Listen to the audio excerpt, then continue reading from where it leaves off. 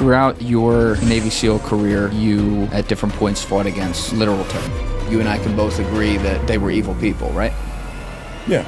If I could pinpoint an essence of the SEAL team, don't tell me how to be a good team guy. Fucking show me how to be one. But when I look back at Iraq as an example, 17, 18 years of Afghanistan, I think a lot of it was a mistake. Fast forward, now you have Israel, Palestine, Ukraine. It's like, what role are we actually actively playing in creating this problem? So we're talking about huge GDPs, obviously the largest of which is China. Communist Party leadership that rules with an iron fist, place that does mass surveillance on us. If you were pointing at your number one list of concerns over the next 10 to 15 years, is China still at the top of that list? Maybe. I'm more worried about... What's up, guys? Thank you so much, as always, for watching my channel. If you have not hit that subscribe button, can you please do me a huge favor and hit that right now? I appreciate everyone who's been watching these videos consistently. The number one analytic we need to get these videos into the algorithm is you guys hitting the subscribe button, though. And when you do that, we get them in and we can continue getting great guests. So thank you to everyone who's already taken the time to do that. And thank you to all of you who are going to do so now. Enjoy the episode.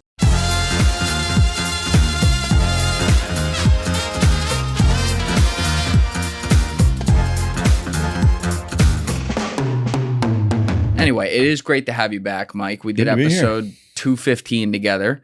And then I was just down in Texas recording with you. So I'm looking forward to hopefully not sounding like an idiot when that comes out.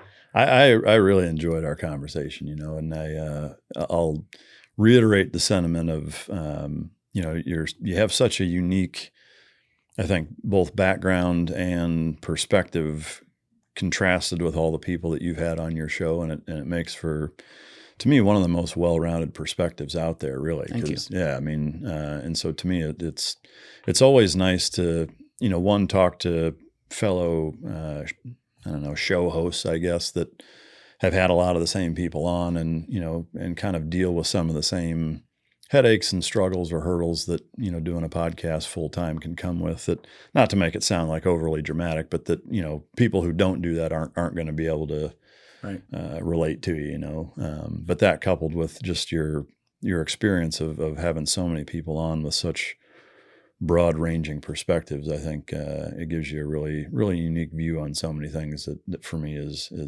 fascinating to talk to you about. So I appreciated it. Well, that's always cool to hear, but it's cool to hear from people that also get what we do, and from someone I've seen for so long doing so much shit. Yeah. I really, last time you were here, we got to go through like your whole personal story and everything you did with the Navy SEALs and also like basically like launching a lot of the K-9 program there and then continuing that after your career as well. So people can definitely go check that out. I know we did some discussions about like some of your actual dog training tactics on Patreon back then. So maybe we can get to some of that today as well. But I think the thing that really blew Alessi and I away last time, Alessi was in studio with me last time with you, was how much you were such a common sense kind of like breakdown guy. What I mean by that is there was basically an hour of that podcast before we were talking about your backstory where we were just going through some basic different policy points, a little bit of geopolitical stuff.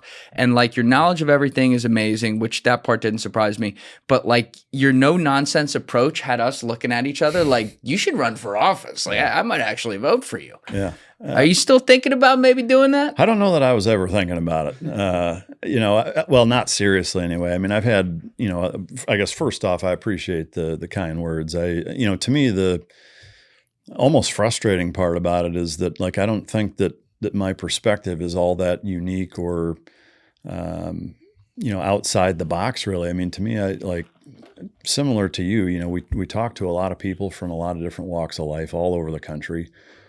And, I find that about 90% of the things we tend to agree on, maybe even closer to 100. Now, I think where most people disagree and where you see a lot of these like crazy, whether it's left wing or right wing, because there's plenty of crazy right wing theories or approaches to fixing problems. Also, I don't think there's as many, but it's in the approach. It's like the outcome is generally fairly heavily agreed upon by almost everybody. I mean, I wouldn't even say it's the 80-20, maybe it's 80 in the middle and 10 on either side, but Most people just, they want to live somewhere safe, if they want to have a family, which I think most people do. Obviously not everybody. If they do, they want their kids to go to a good school, get a good education, be able to afford a lifestyle that's at least comfortable, and they can get Christmas presents or whatever, take a vacation, once or twice a year, and live a relatively normal American lifestyle. To me, there's nothing in that's extreme or that's not understood and fairly heavily agreed on by most people. It's in the approach, and that's where I think the over influence of the internet and social media plays such a huge role in influencing people to think in very extreme ways that are in kind of vacuums contrasted to the way most people think. If you get off your phone or off social media and you go talk to people, again, there's very little disagreement in most categories, I think. So to me, that's kind of the most frustrating part about like the book Unfuck America and the discussion we had and reading some of the comments is like, as flattering as that may be to hear that stuff, to me it's frustrating, frankly, that most people don't just have that same kind of approach of looking at it from a pretty simple, no nonsense, kind of no bullshit way, but they do. Well, it's one thing as to expressing what you want. It's another thing of them putting that into practice, from a policy perspective. And that's what was impressive, because like some of the ideas you had about, hypothetically we could do something like this, like a lot of it made sense to Alessi and I, and that was cool. But, there's an election when we're recording today, there's an election going on in New York here where Mamdani, unless I'm shocked and somehow he doesn't win, like he's going to win. And this is a guy who frankly has full-blown socialist policies. They've been tried a million times. They don't work. It's not your prototypical Democrat versus Republican election. It's something different here with him. That said, what is very interesting about him when you're looking at this from a political, how does this happen perspective, it's that all those things that you just talked about, like on a general level that everyone wants, he at least went out to people and expressed that he wanted that for them too. Now, whether his policies work or not, unfortunately, is a separate conversation. That's probably not true. But there's something to be said for the fact that you're talking about a guy here who went and spoke to people in New York who had turned and voted for Trump in the last election and didn't excoriate them, and instead asked them why. And they said, the economy was better, certain other things were better. And he said, okay, what if I, did some things to actually make that happen for you? Would you vote for me? And now, just speaking to them on that level, he's probably going to get those votes. Yeah.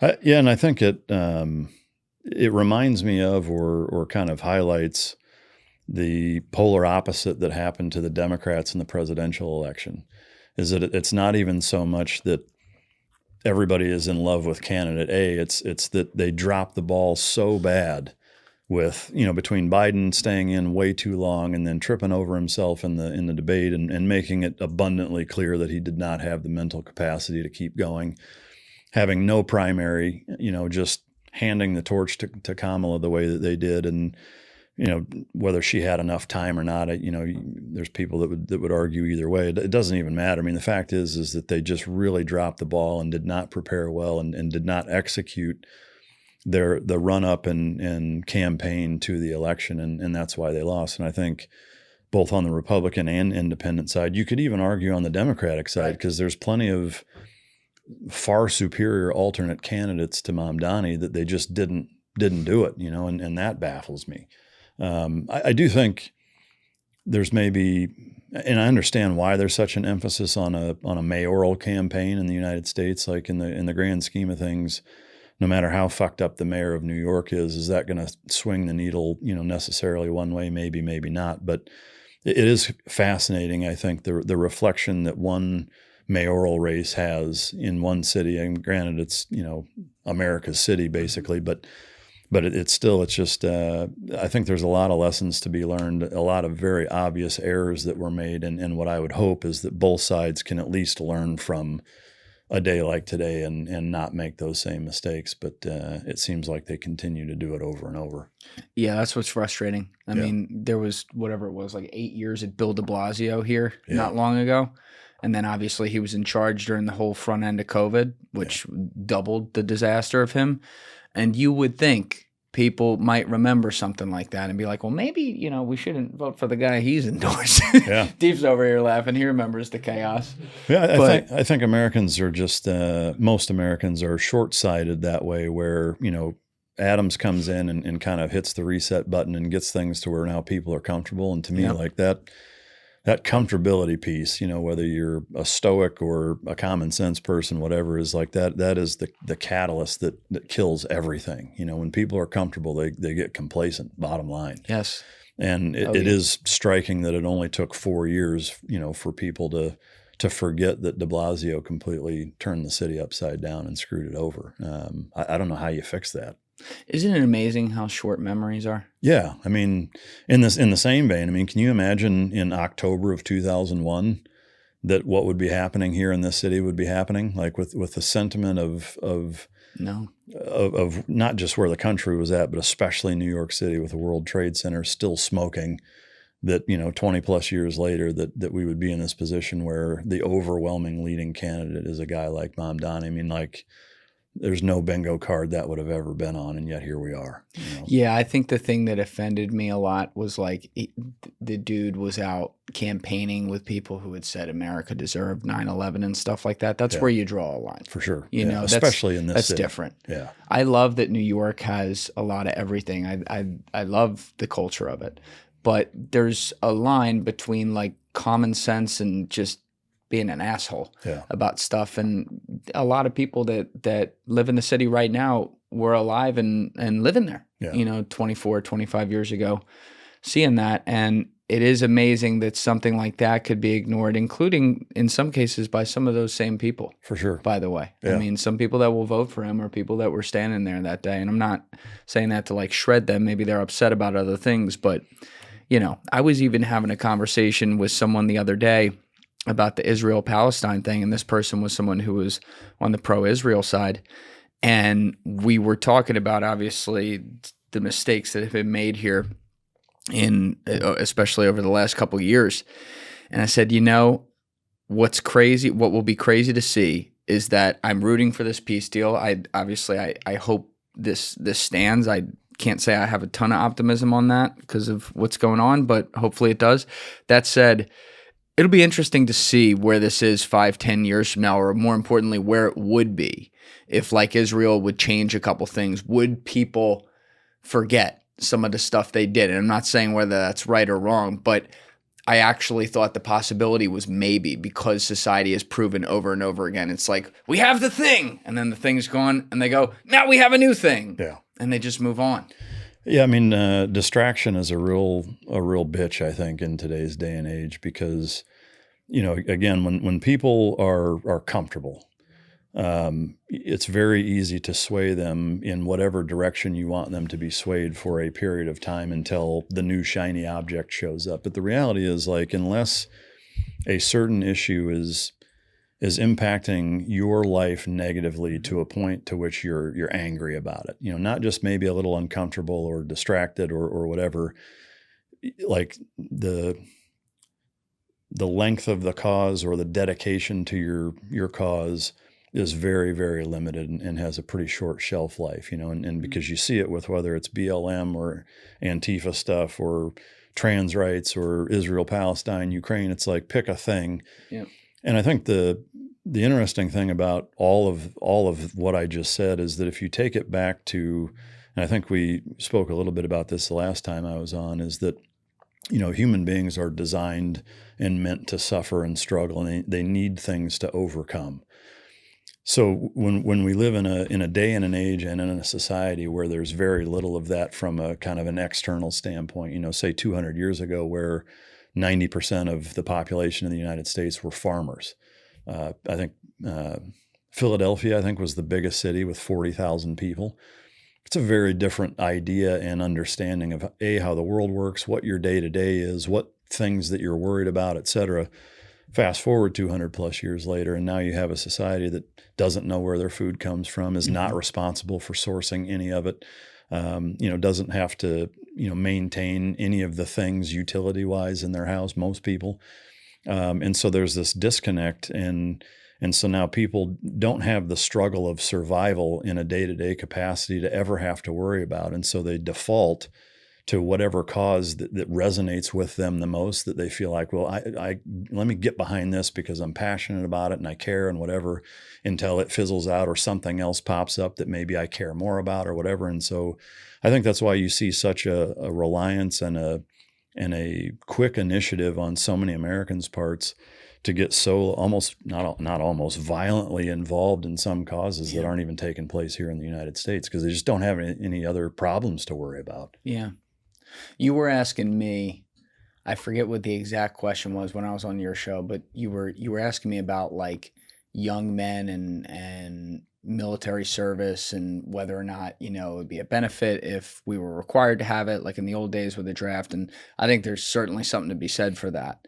But assuming like we didn't have a draft and don't have a war to go fight, which I hope we don't, you are looking at a generation now that's coming up where there is a sentiment of, let's say, I don't want to say hopeless at all, that's overstating it, but there's less like hope and inspiration, I guess you could say, than in previous generations, and particularly with young men, right in the vein you were just talking about. It's almost like they don't have a big war to struggle for. That should be a positive, but they also maybe don't feel like they have the same opportunities that their dads had or their grandfathers had in this country. As someone who is a self-made guy and went and did a really hard thing, being in the Navy SEALs, did that very well for a long time, also sacrificed some of your health to do that. Like, what do you say to a 14-year-old, 15-year-old kid who's trying to find his way in life, doesn't know what he wants to do yet, but, wants to be able to feel like he's a man a decade from now? To me, the easy answer, and the one that I would say always fall back on, is if you don't have purpose, right? And this is at any age, not just 14, but since your question was a 14-year-old, if you don't have purpose, you don't know what it is that you want to do, go serve something else until you figure that out. Because to me, it's a win-win in the two ways where, number one is that now at least you're a productive, net positive member of society. You're doing something that's benefiting our society. But what you're also doing is you're figuring out the things that you like, that you don't like, that you're passionate about, that you're not passionate about, things that give you that purpose. And it may take half of your adult life to figure that out, but that's okay, because you're not on food stamps playing video games in your parents' basement. You're in the Peace Corps, the military, Boys and Girls Club, soup kitchens, volunteering, helping building homeless people houses, whatever. Like if you just go do that, there's also a huge component, I think, to feeling purposeful when you're serving somebody else, even if that isn't your thing. The fact that you know that you're helping our society, you're helping other people, like that makes you feel good, even if you don't think you want to do that. There's a million studies that prove the helping of other people and what that does to, just your mental process and ultimately how you look at things. It makes you more grateful for what you have.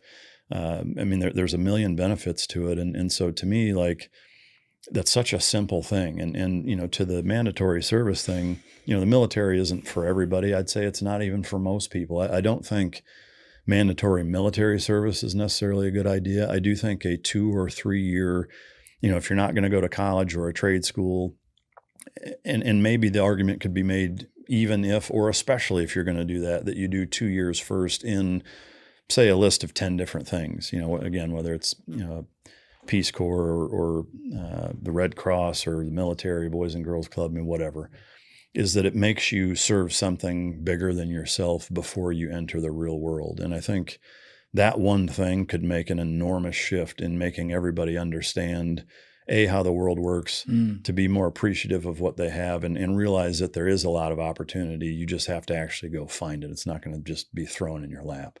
Yeah. No, I think there's certainly an argument to be made for that. But you also, like, when you do something like serve as long as you did, and you're at the tip of the spear, in your case, you're in the special forces, and then you for people who haven't heard your story, you were essentially like kind of forced into retirement because your lung capacity went down to what, like 60%, something like that. So you'd done it for a while, and then you get out. Did you like have a human moment where you're like, what the fuck do I do with my life? at that point, or were you right in it? Like, let's go. Yeah, I was right in it. I mean, I had already made the shift to being interested in working canines, broadly speaking. And so for me, it was, okay, this specific door that I wanted to go down is now closed. But there's 24 other ones that are very similar to that are now open, and I get to pick. You know, I mean, to me, that's one of the most rewarding, exciting, and also stressful parts of going away from a 9 to 5 or working for somebody else and doing your own thing is, well, yes, all of the responsibility and accountability falls on your shoulders. You also get to do whatever you want, however you want to do it, you know? And so I never, ever struggled with that transition period out. Like there was never a point, even for a day, where I was like, man, what am I going to do? Or how am I going to make this all work? You know, to me, it was more of a, you know, I don't even know that I'd say it's a glass half full or half empty thing. It's like that cup is refillable, and you get to refill it however you want with whatever drink you want. You know, is that I get to now pick, like, yeah, I wanted to stay in and do this, but now I can do a million other things in that same vein, and I get to run the show. Like, this is awesome. Unfortunately, a lot of veterans, and especially combat veterans, I think, I'm not going to say they don't look at it that way, but they don't find themselves in that same position. I do feel very fortunate in that this was something I was already interested in, and there's a lot of you know, avenues or lanes that you can pick in that industry to continue to do the same types of things that I wanted to do in the military. But to me, that's really the secret. I mean, the oldest question on earth is, what's the meaning of life, right? And you know, to me, it's a very simple, it's purpose. Doesn't matter what the purpose is. Like, if every day when you wake up, the thing that you're doing makes you want to get out of bed and do that thing, you're never going to be miserable. You will always, you know, enjoy what you're doing and be part of that struggle, and that struggle and the hurdles that you have to overcome are going to give you a sense of fulfillment that I don't think you find anywhere else. It sounds like your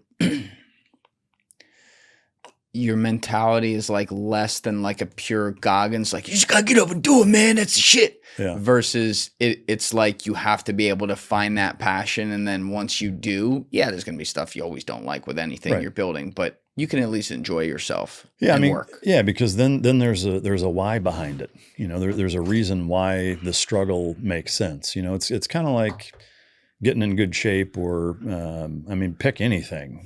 You know, if there's a goal and a light at the end of the tunnel, or, you know, to me, there's a parallel between dog training, frankly, and most things in life that I find myself kind of coming back to. But, you know, wherever you're at with your dog is point A, wherever you want to get is point B. You know, and so you plan out what A to B looks like, and then you execute it. That's true with everything. You know, you want to get the girl, you want to get the black belt, you want to become a 5-star Michelin chef, you want to run a business that makes 10 million a year. I mean, whatever it is, understanding what that is first, and then developing a plan and executing it is the key to success, you know? So, because everybody needs that struggle and something to overcome. I mean, you see it, again, not to beat the dead horse, but in so many of, especially the Gen Z and maybe younger millennials, when there isn't that, human nature will find something to attach itself to in that way, you know, and the phone will guide you into that thing if you let it, and most people do, you know. So yeah, I mean, again, it's a really simple principle of find out whatever it is. Now with the Goggins thing, like, hats off to him. Like, I don't know the guy personally, I've never even met him, but obviously, like, he's as dedicated as they come. Oh, know? Yeah. But even with that, like, there's still a why or a purpose, you know, and his purpose is very specific to the struggle. It's seeking struggle, and he does that all day, every day. Yep. For me, I like a little bit more of a happy medium approach. Like, there's enough scientific data that says seeking out hard things and forcing yourself to do them sets you up for success in every other aspect of your life. And I think that's important. And I do that on a regular basis. For me personally, doing it all day, every day is not what I find fulfilling. You know, to me, there has to be a balance. I want to be able to celebrate the victories, to enjoy the fruits of labor, to, you know, take vacations, have time off, buy things that I don't need because I enjoy whatever that thing is. to me, that's the happy medium. You do have to be careful with it. If that consumes you, I think quickly you'll become miserable. And you see a lot of people that at a certain level of net worth aren't particularly happy, and so I think you've got to be careful with it on both ends, because I think, I don't know the guy. To me, there does seem to be, a level of obsession there that maybe isn't particularly balanced. But on the same token, like, that's just for me. Like, if he can look at himself in the mirror and say, dude, I'm living my best life. This shit makes me the happiest I've ever been. Awesome. And if that's what works for him, fantastic. And I mean, I'm proud of him. He's built a hell of a dynasty, frankly, in the struggle department, and he's inspired a ton of people, and he's got an amazing story. So I think, it's great to see all the things that he's done. Yeah, and I'm certainly one of those people that's very inspired by the guy, and I agree with you 100%. I think it's what works for you. Yeah, and that's the thing. I'll listen to episode 1080, the first one he did with Joe Rogan. That's one I'll listen to, if not every year, every other year. I've probably listened to that podcast about 6-7 times before, and he's a guy now who has been around in the ethersphere for the past 7, 8, 9 years. And so people have gotten to see the quote unquote, okay, does he walk the talk over time? And the thing about that dude is he's the same guy today as he was all those years ago. And without naming names, it's always tough when you see people who really blew up, and maybe for a lot of good reasons too, and did a lot of good shit, who over the years you start to see the luster wear off, and you start to see that, maybe it's even not just, they're just a man too. Like, they have their flaws. Sometimes it's like the flaws end up outweighing the positives and maybe that's the limelight does it to them, and it changes them or whatever. But, I watched a video of David Goggins like limping across some fucking finish line at night. This is like 2 months ago or something. His knees are like buckling and falling apart. And I'm like, you know what? Yeah. Say what you want. This motherfucker is about it. Yeah. And when the cameras are off too, not just when his phone's out or somebody else's phone's out, or there's a documentary crew with him. He's that day in, day out. Jocko's very much that same way. Jocko, right? I do. Yeah. I've been on his show twice. He's been on mine once. And I knew him, way back in the day too, not well, but yeah, I mean, he's that same kind of guy where, I think most people, when you see a persona or a certain brand online, it's very, manufactured. It's very polished. It's very, intentional to a very specific angle. And then you meet them in person. And again, it's kind of that don't meet your heroes thing. Like, you can pretty quickly see, like, there's two sides to this coin, and I get why. I think, to the comfortability piece, or luxury kind of wears people out or changes them a little bit. I mean, I think Conor McGregor is as good of an example as that, especially in the fight game, because it is quite literal fighting. And when you're hungry, it's like Rocky IV, it's like Rocky III. He had to hit the Rocky IV reset button and go back to old school and be hungry and cold and tired and all that again, to kind of revisit that mentality. And so I think it's mostly that, is that, if you grew up your entire life struggling and you work most of your adult life, you get to your, middle ages, 40, 50, 60 years old, and now you don't have to worry about money. I mean, there is a certain element of complacency that I think is just going to, over time, weave itself into your personality a little bit. I think the key is identifying, when you start to stop doing the hard things enough to remember what they're like, then you have to self-regulate and self-govern and make sure that you're gut checking yourself often enough to take a piece of humble pie. But back to that question of purpose and whatever works for certain people, I want to reiterate, like, if finding that should be your purpose in life, and if you can't find that, or you don't know what that is, serve something bigger than you until you figure out what that is. If you go your entire life never finding out what that is, then your purpose was to just always find somewhere where you can help out, Yeah. And I think the entire world, and especially this country, would be far better off if everybody just took that mentality. Yeah, I think a huge part of that is also it forces you to build relationships. And in today's world where everyone's their own little cell, no pun intended, and separated from a lot of people, and social skills are down as a result, the post-COVID opposite of a boom, whatever you want to call it, happened with people and their personalities, particularly anyone who was a kid, but I would say it certainly applies to adults too, where, you know, we don't interact as much. When you get out there and you know, the also selfish part about it is you're doing a nice thing for other people, which makes you feel good. You know, you're doing it with a group. It gives you that exact purpose that you're talking about. I couldn't agree more. And I will say one of the things my parents always like really were about giving back and doing things in the community. So I grew up doing it. But one of the things about applying to college that as I was going through it pissed me off was the whole box checking part that would include what kind of community service do you do? Because people would do community service just to do community service. And I remember like when I was in, I guess, sophomore or junior year where you have to be doing it, I'm like, okay, well, what one am I really going to focus on right now? And I was like, all right, let's do the Boys and Girls Club. I got that in, quote unquote, but loved it. And so even after, you know, I was in college, I had applied and everything was all good, I kept doing it. Yeah. Because it was like the greatest feeling ever. You were working with these excited, you know, 5 to 9 year old kids every day. It was right around the corner from my high school. They lit up every time you saw them. You got to play. I mean, you're like playing with them after school. It's like you get to go play too. It's the coolest thing. And I wish more people would have actually treated like that part of their life where you got to check the box as like really going full force into it, because I got way more out of it than those kids did. Yeah.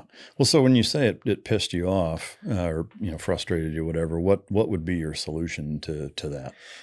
I should say this. I think it's great that there is an aspect of college that wants to see that people are at least forcing themselves to get involved in the community. But I think a lot of, when you talk solutions, I think a lot of it starts at home. I think I was really lucky to have, first of all, 2 parents at home, which was a huge advantage. My parents have a great marriage, which like count my lucky stars for that. And secondly, like what values do they instill? And one of those values, I think, should be that. It should be like first of all, we won the lottery being born in this country. Let's start there. Yeah. You know?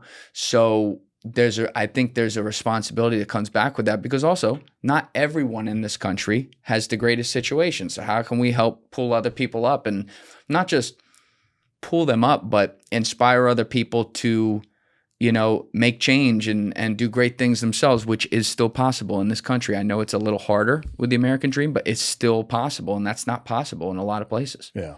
And even with that, I mean, you know, to say that it's harder, I think it's relative that can be applied to that, and that I don't know that I would say that it's necessarily harder opportunity-wise in this country. I just think it's different.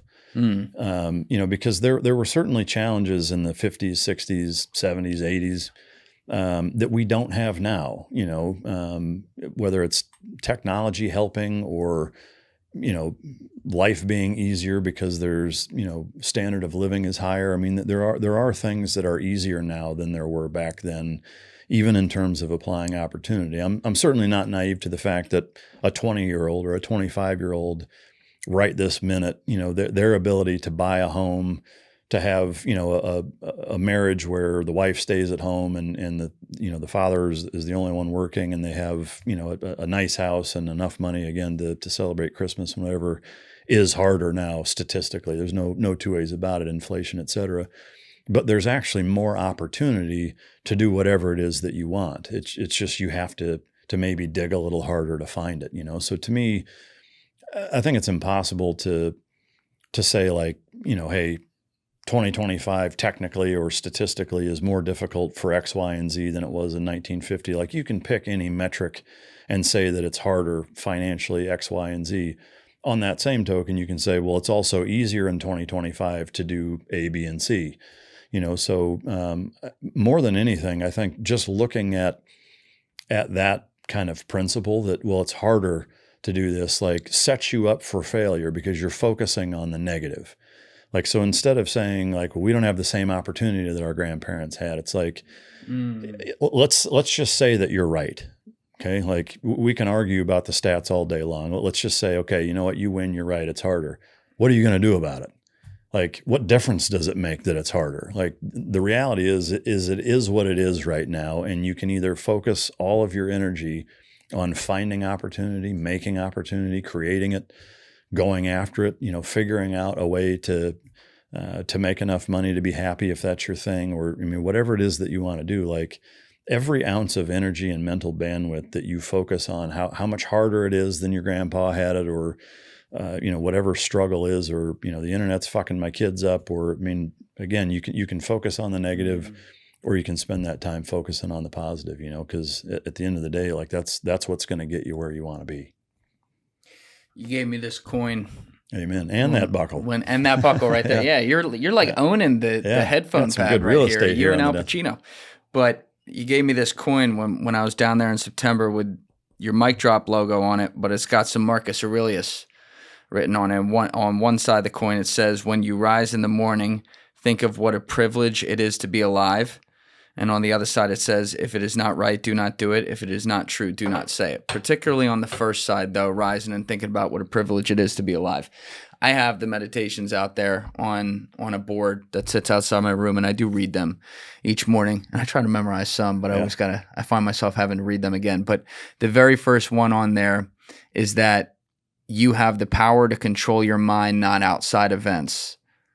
Realize this, and you will find peace. When you combine that with one of the other meditations, which is the one when you rise in the morning, think of what a privilege it is to be alive.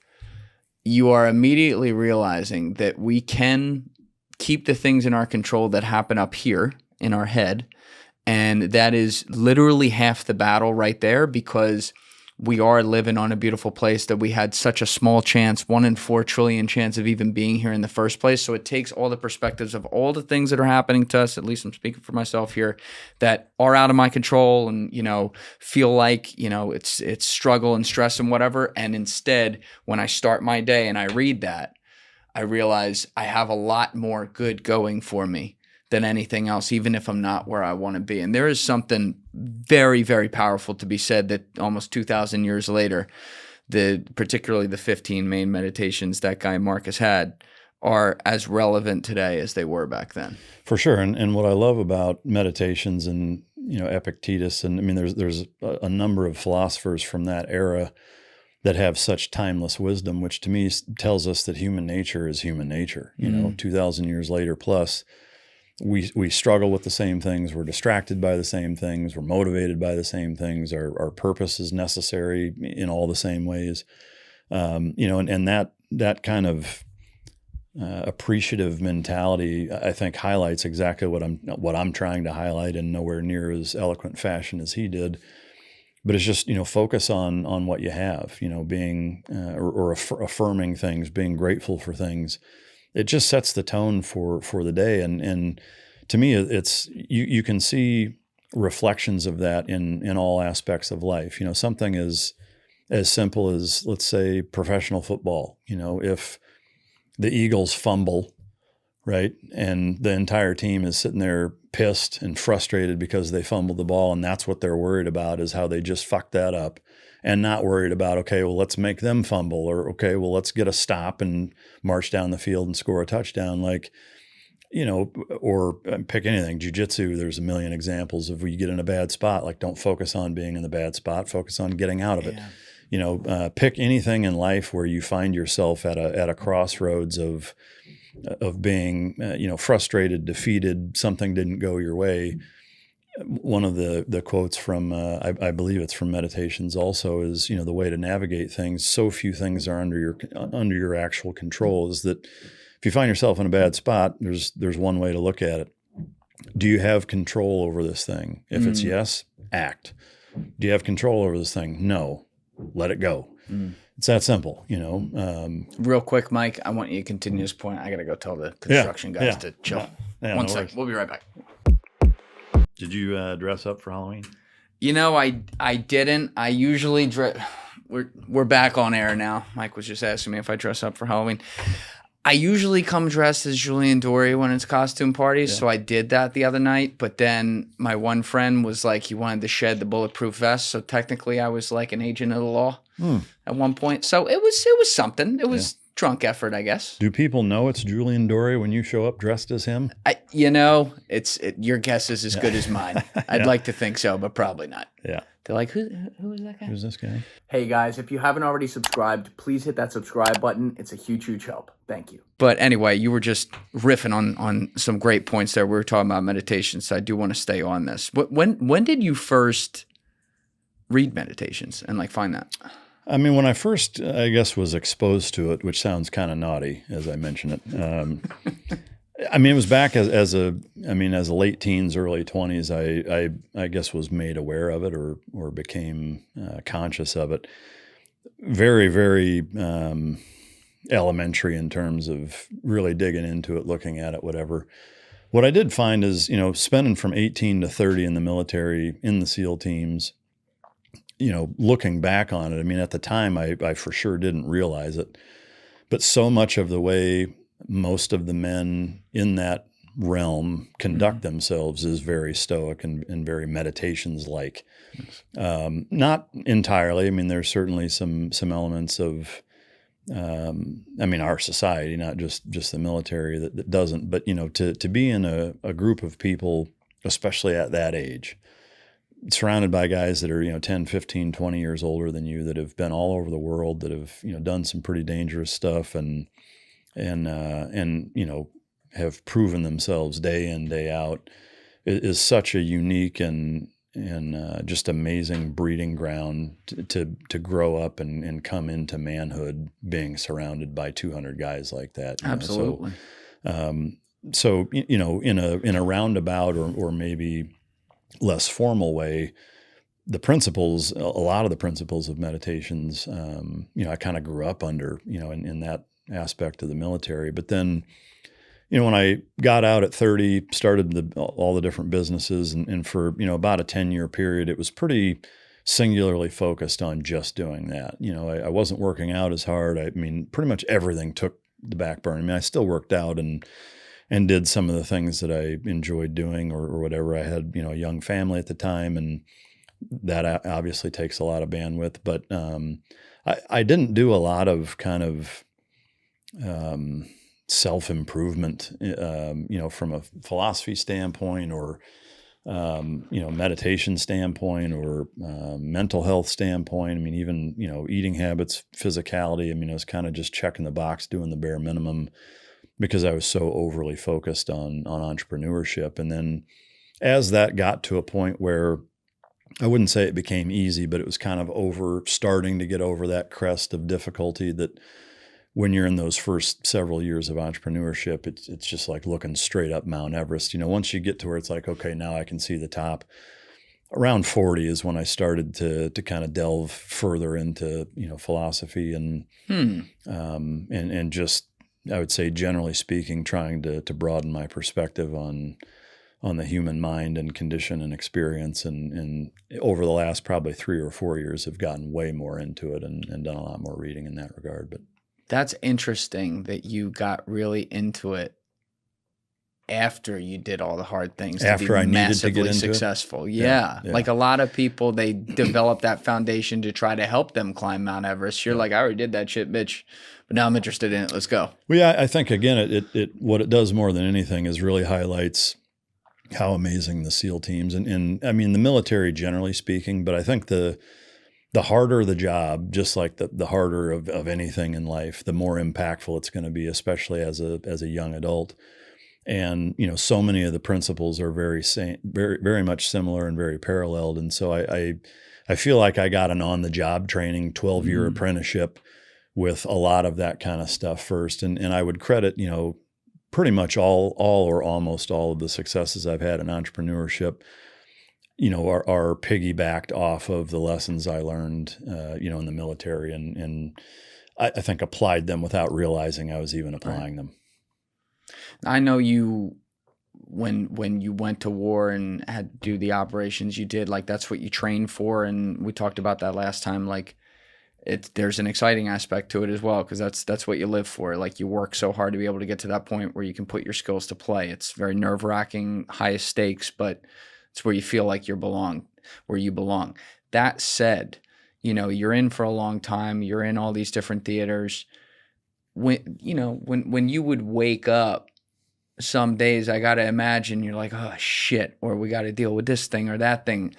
Yet if you had that mentality throughout the day, you wouldn't be able to do your job well. So did you have like a way of getting your mindset into, all right, game time, let's go, we're going to handle business? Or was it more just kind of falling into line with all the other guys there who had that expectation of themselves? It was far more the latter. I mean, I will say, credit where it's due. My experience in high school and even, my parents, I would say, laid a really good foundation for, just kind of putting the work in, not complaining about things, doing what needs to be done. They weren't like super hard asses about it. I think they did a really, I would say, masterful job, frankly, and they would never even agree to that if they heard me saying that. But enough support to feel loved and nurtured and supported, but not coddled. Like they did a really good job at kind of walking that fence line of doing both.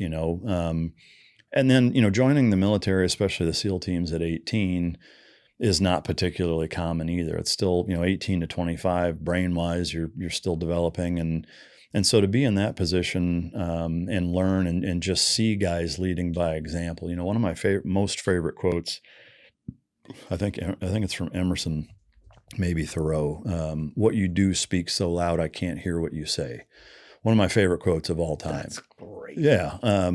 And to me, like, if I could pinpoint an essence of the SEAL teams, it's that. It's like, dude, don't tell me how to be a good team guy. Fucking show me how to be one. And that's what they did. So as a 18, 20, 22, 25-year-old, you see guys in their 30s and 40s that aren't complaining about a single thing, no matter how big of a shit sandwich they're asked to take a monstrous bite out of. Roger that, we got it. Like, hey boys, this, whatever, this is canceled. We got to do this now.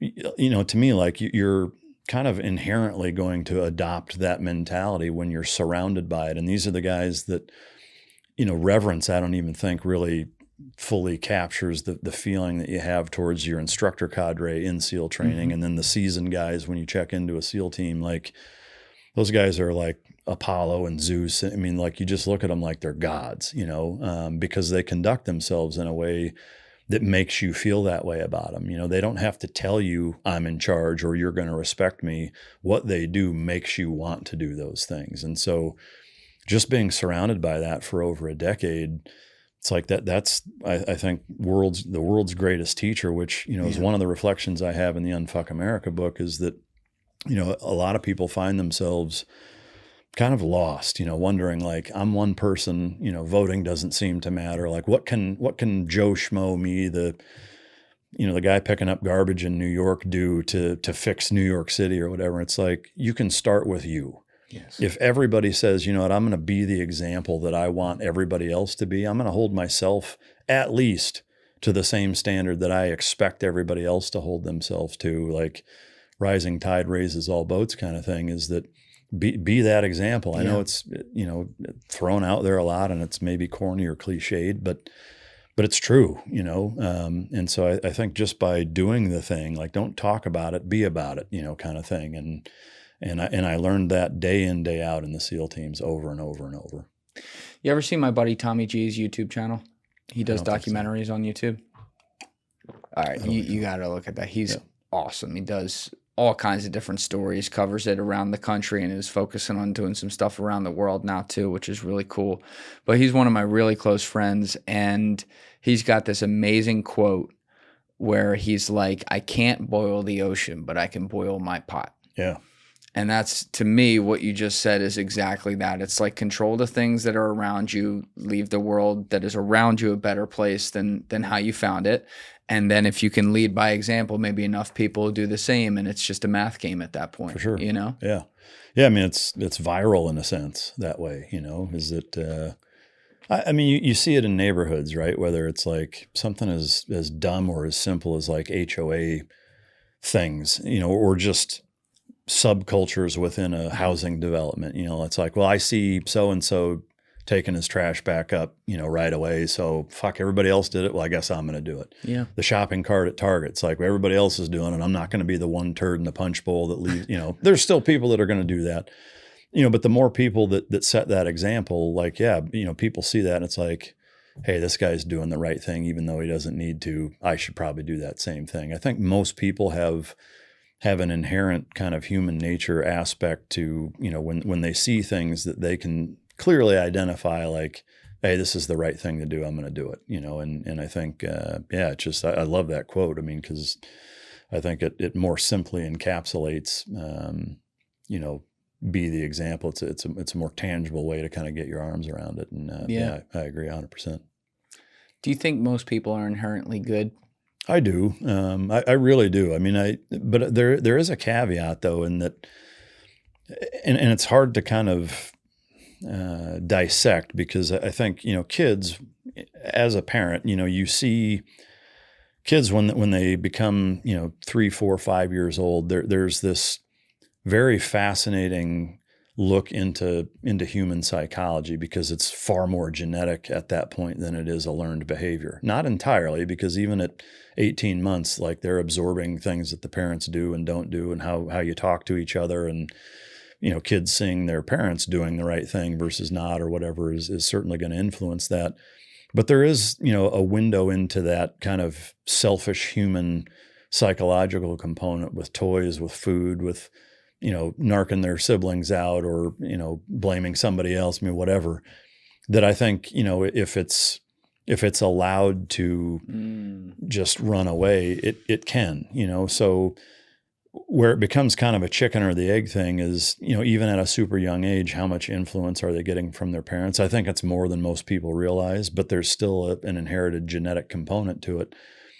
But on the same token, it's like, well, human nature, generally speaking, I think is mostly good. There's plenty of bad people, but where would that come from if it wasn't hardwired? Like what would have started initially with the first civilizations on the planet, passing that on for millennia to where most people live by a certain code. Even if you want to say, hey, it's a religious thing, okay, but that still came from somewhere. If you're religious and you say God handed that down, well, according to the Bible, we're all children of God, made in his image. So that would explain that if you subscribe to faith from a Judeo-Christian standpoint. Even if you don't, like, well, where did that come from? It came from somewhere.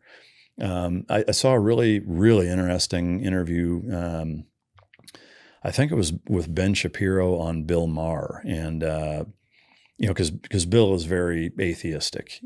Ben Shapiro is obviously a very staunch believer in Judaism. And, Bill was talking about, like, I don't need religion to tell me how to be a good person, and I'm not even going to try to quote, it's, summarizing, paraphrasing, what have you. But, Ben was basically like, well, you were kind of born on fucking third base. So stop taking credit for being a good guy when, like, our entire society for hundreds of years has been shaped, influenced, and directed by large influences of Christianity and Judaism. You can argue, religion till you're blue in the face, but the fact is that those principles come from somewhere, right? There's really no element of that you see in the animal kingdom, with very, very rare exceptions. We've all seen the viral TikToks of, the bear helping the deer or whatever, but those are anomaly outliers. Like the AI ones? Well, maybe. Maybe they're not. You got to watch these days, man. Maybe I'm the old guy that doesn't know he's being duped. But there are. I mean, there are some examples even, prior to AI, where there's things in the animal kingdom that are a little counterintuitive to survival or kind of genetic and ingrained behavior.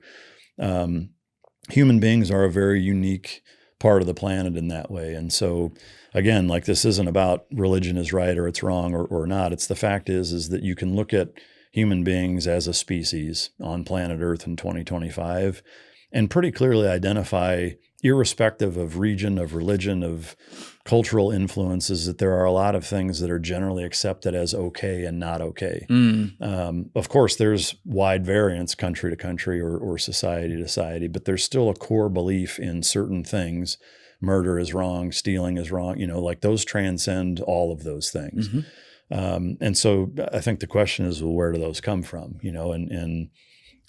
So to me, coming full circle, the long tail on the kite of your question is, are they inherently good? I think so to a certain extent. I think it has to be there, or you wouldn't see, such a heavy reliance on living a certain way at this point.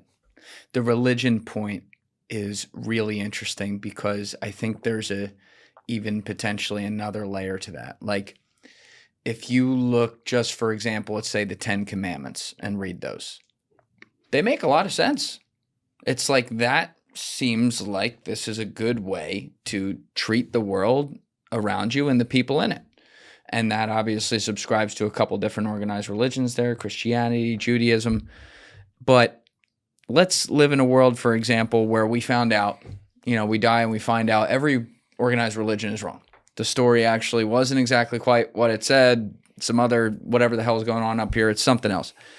That said, even if that were the case, the ancient teachings found within some of these organized religions, beyond the stories they use to frame it, actually speak to our literal human nature in a lot of ways. So if you build society with some of those good principles, regardless of the truth or falsity of the story, not mine to judge, I think that is an incredible actual aspect of the influence of religion. I'm always talking about the things that are negative about organized religion, things that happen around the world, and obviously that needs to be discussed. But I think it's important to also give light to what you're saying, which is where it can actually be a long-term, like, cultural positive. And I don't know if I ever really thought about it in that light, but you just made me think of that.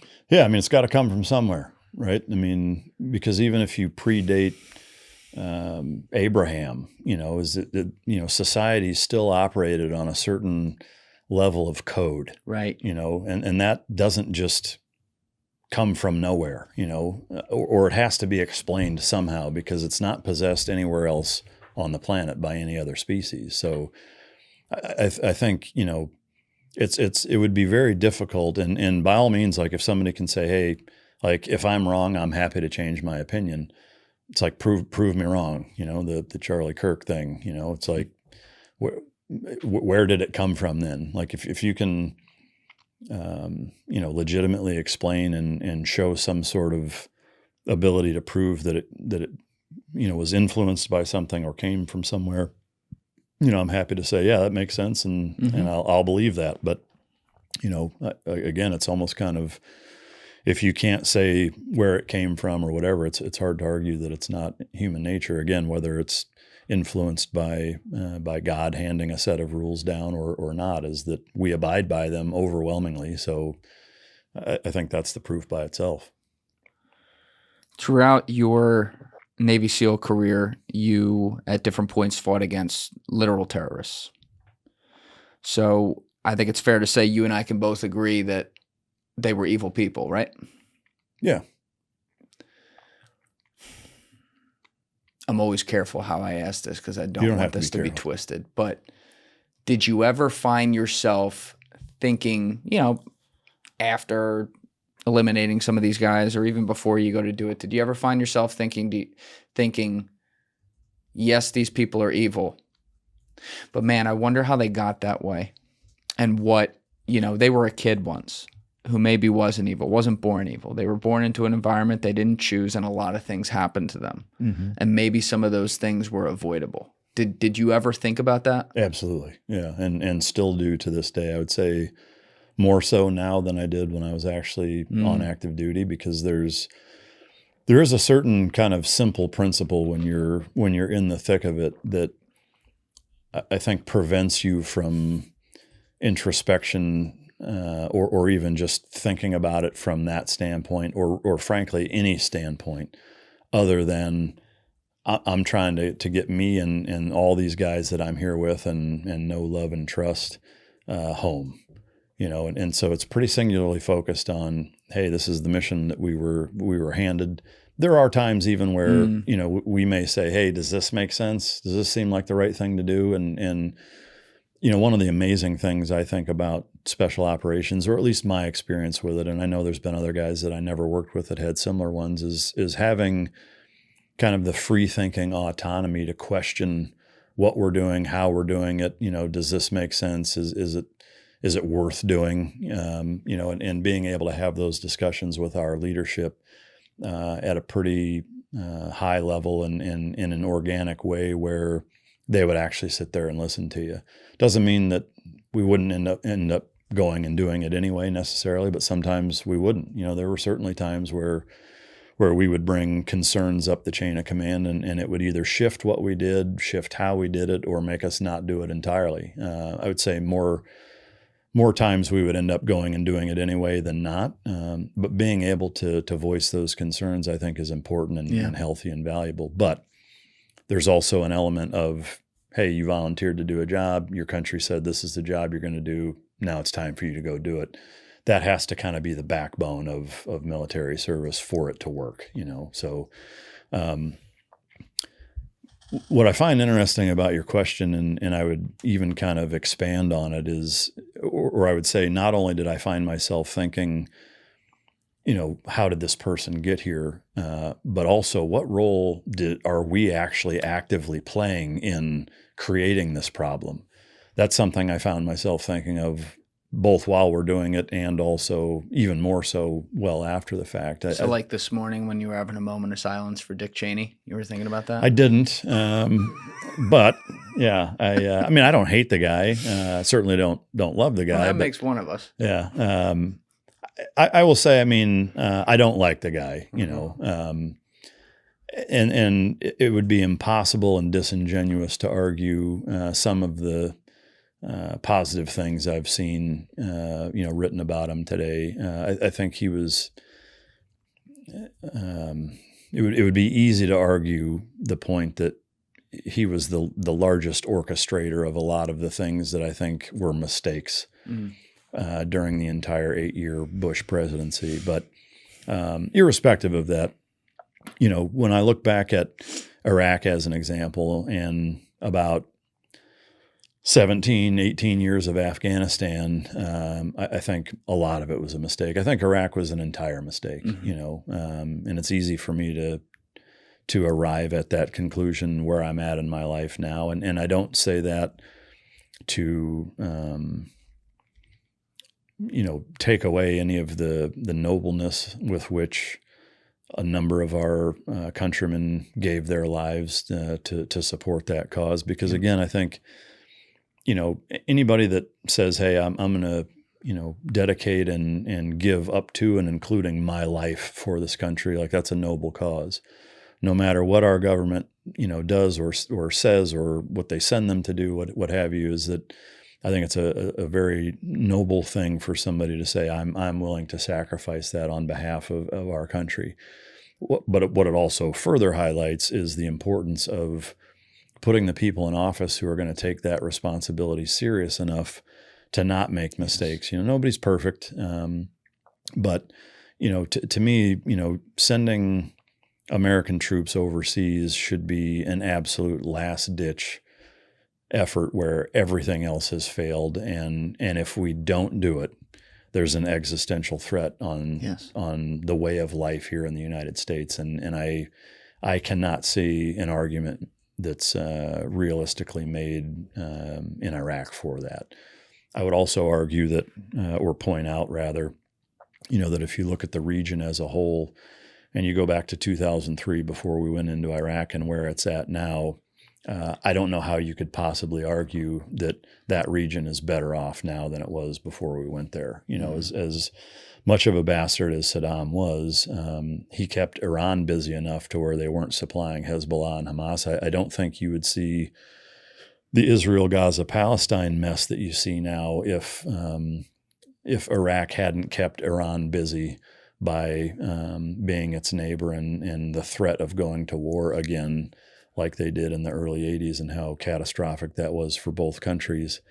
If that wasn't a threat, that I don't think you'd see near the same level of emboldenment that you've seen out of that regime for 2 decades.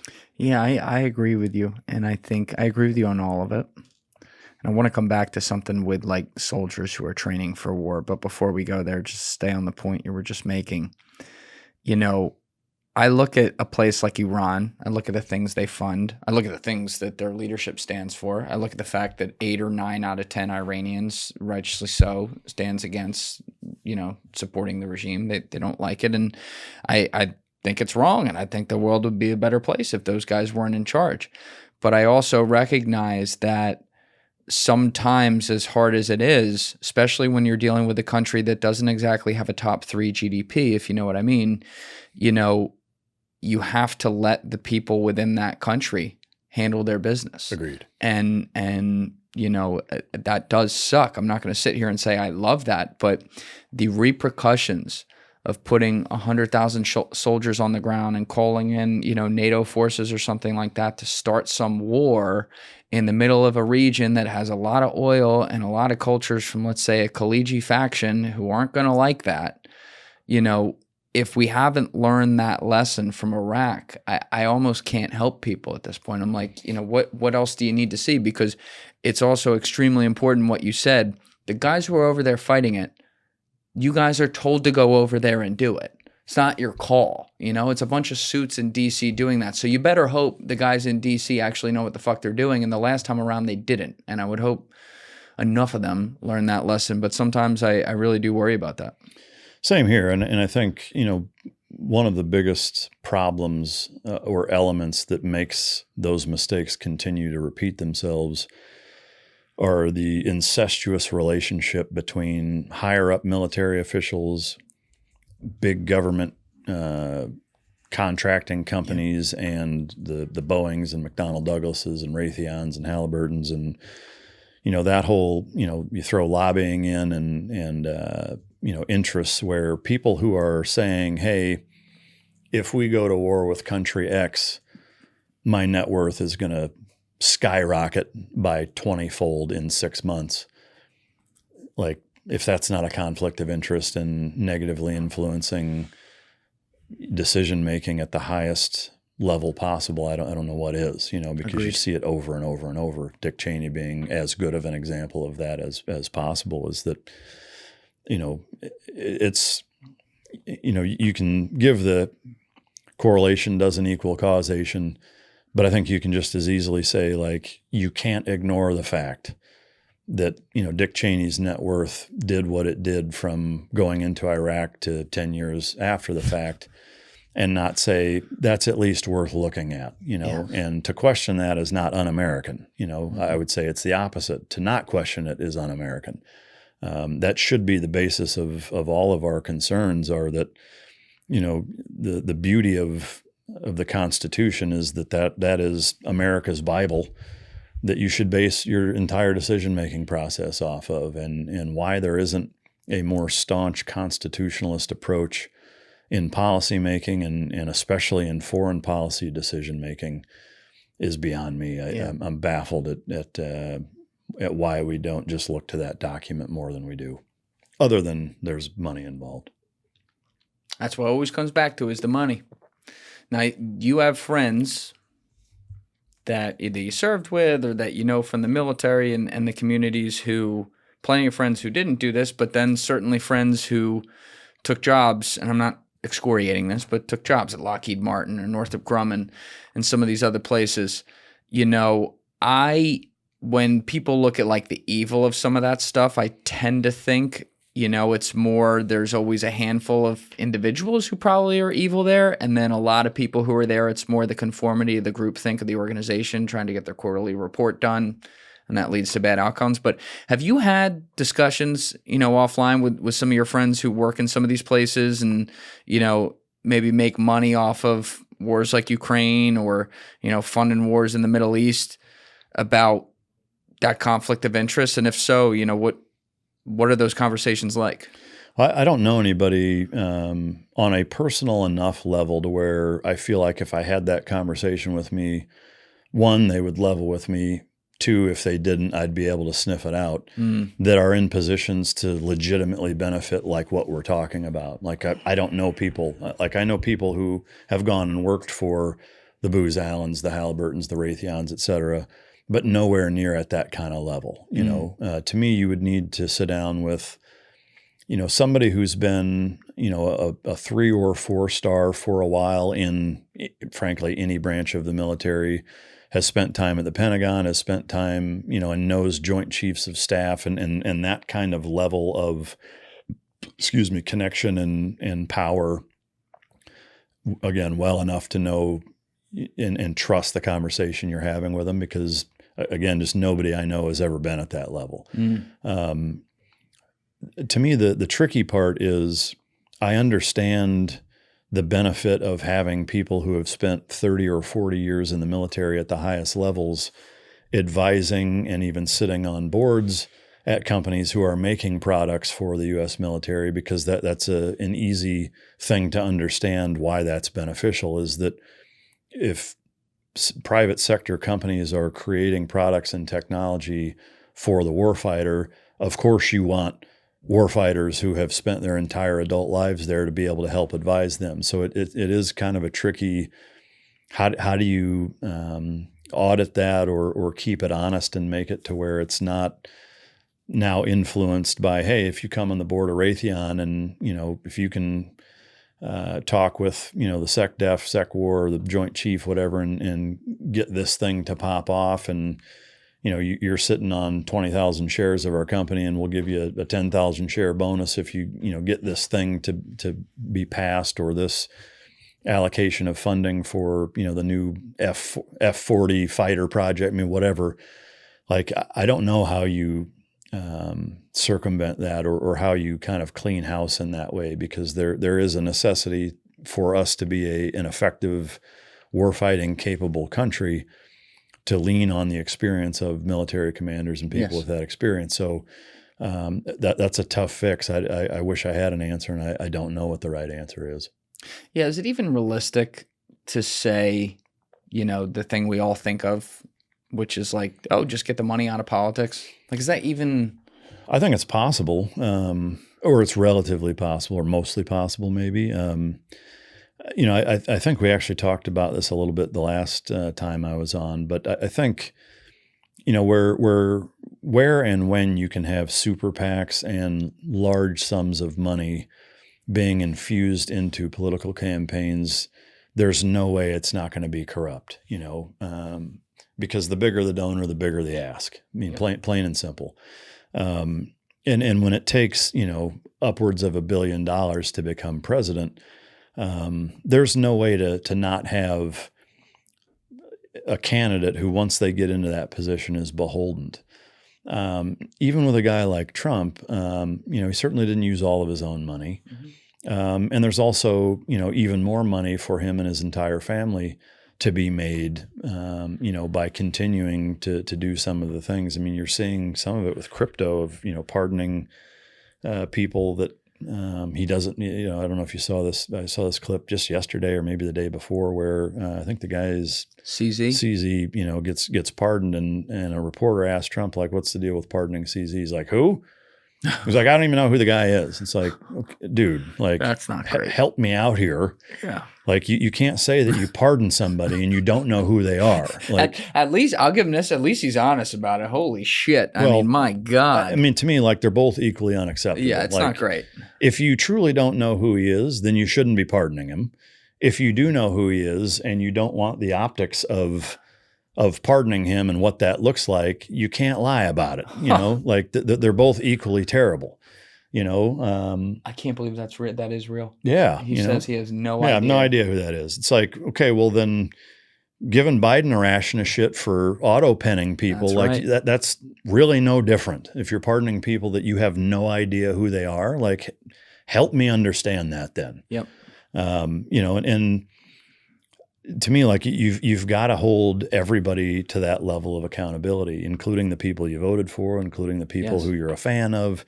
You can't give passes to the guy that's on your team when he does something that the guy when the other side does, you lose your mind and throw a fit about it. So, like, seeing stuff like that doesn't give me a lot of hope.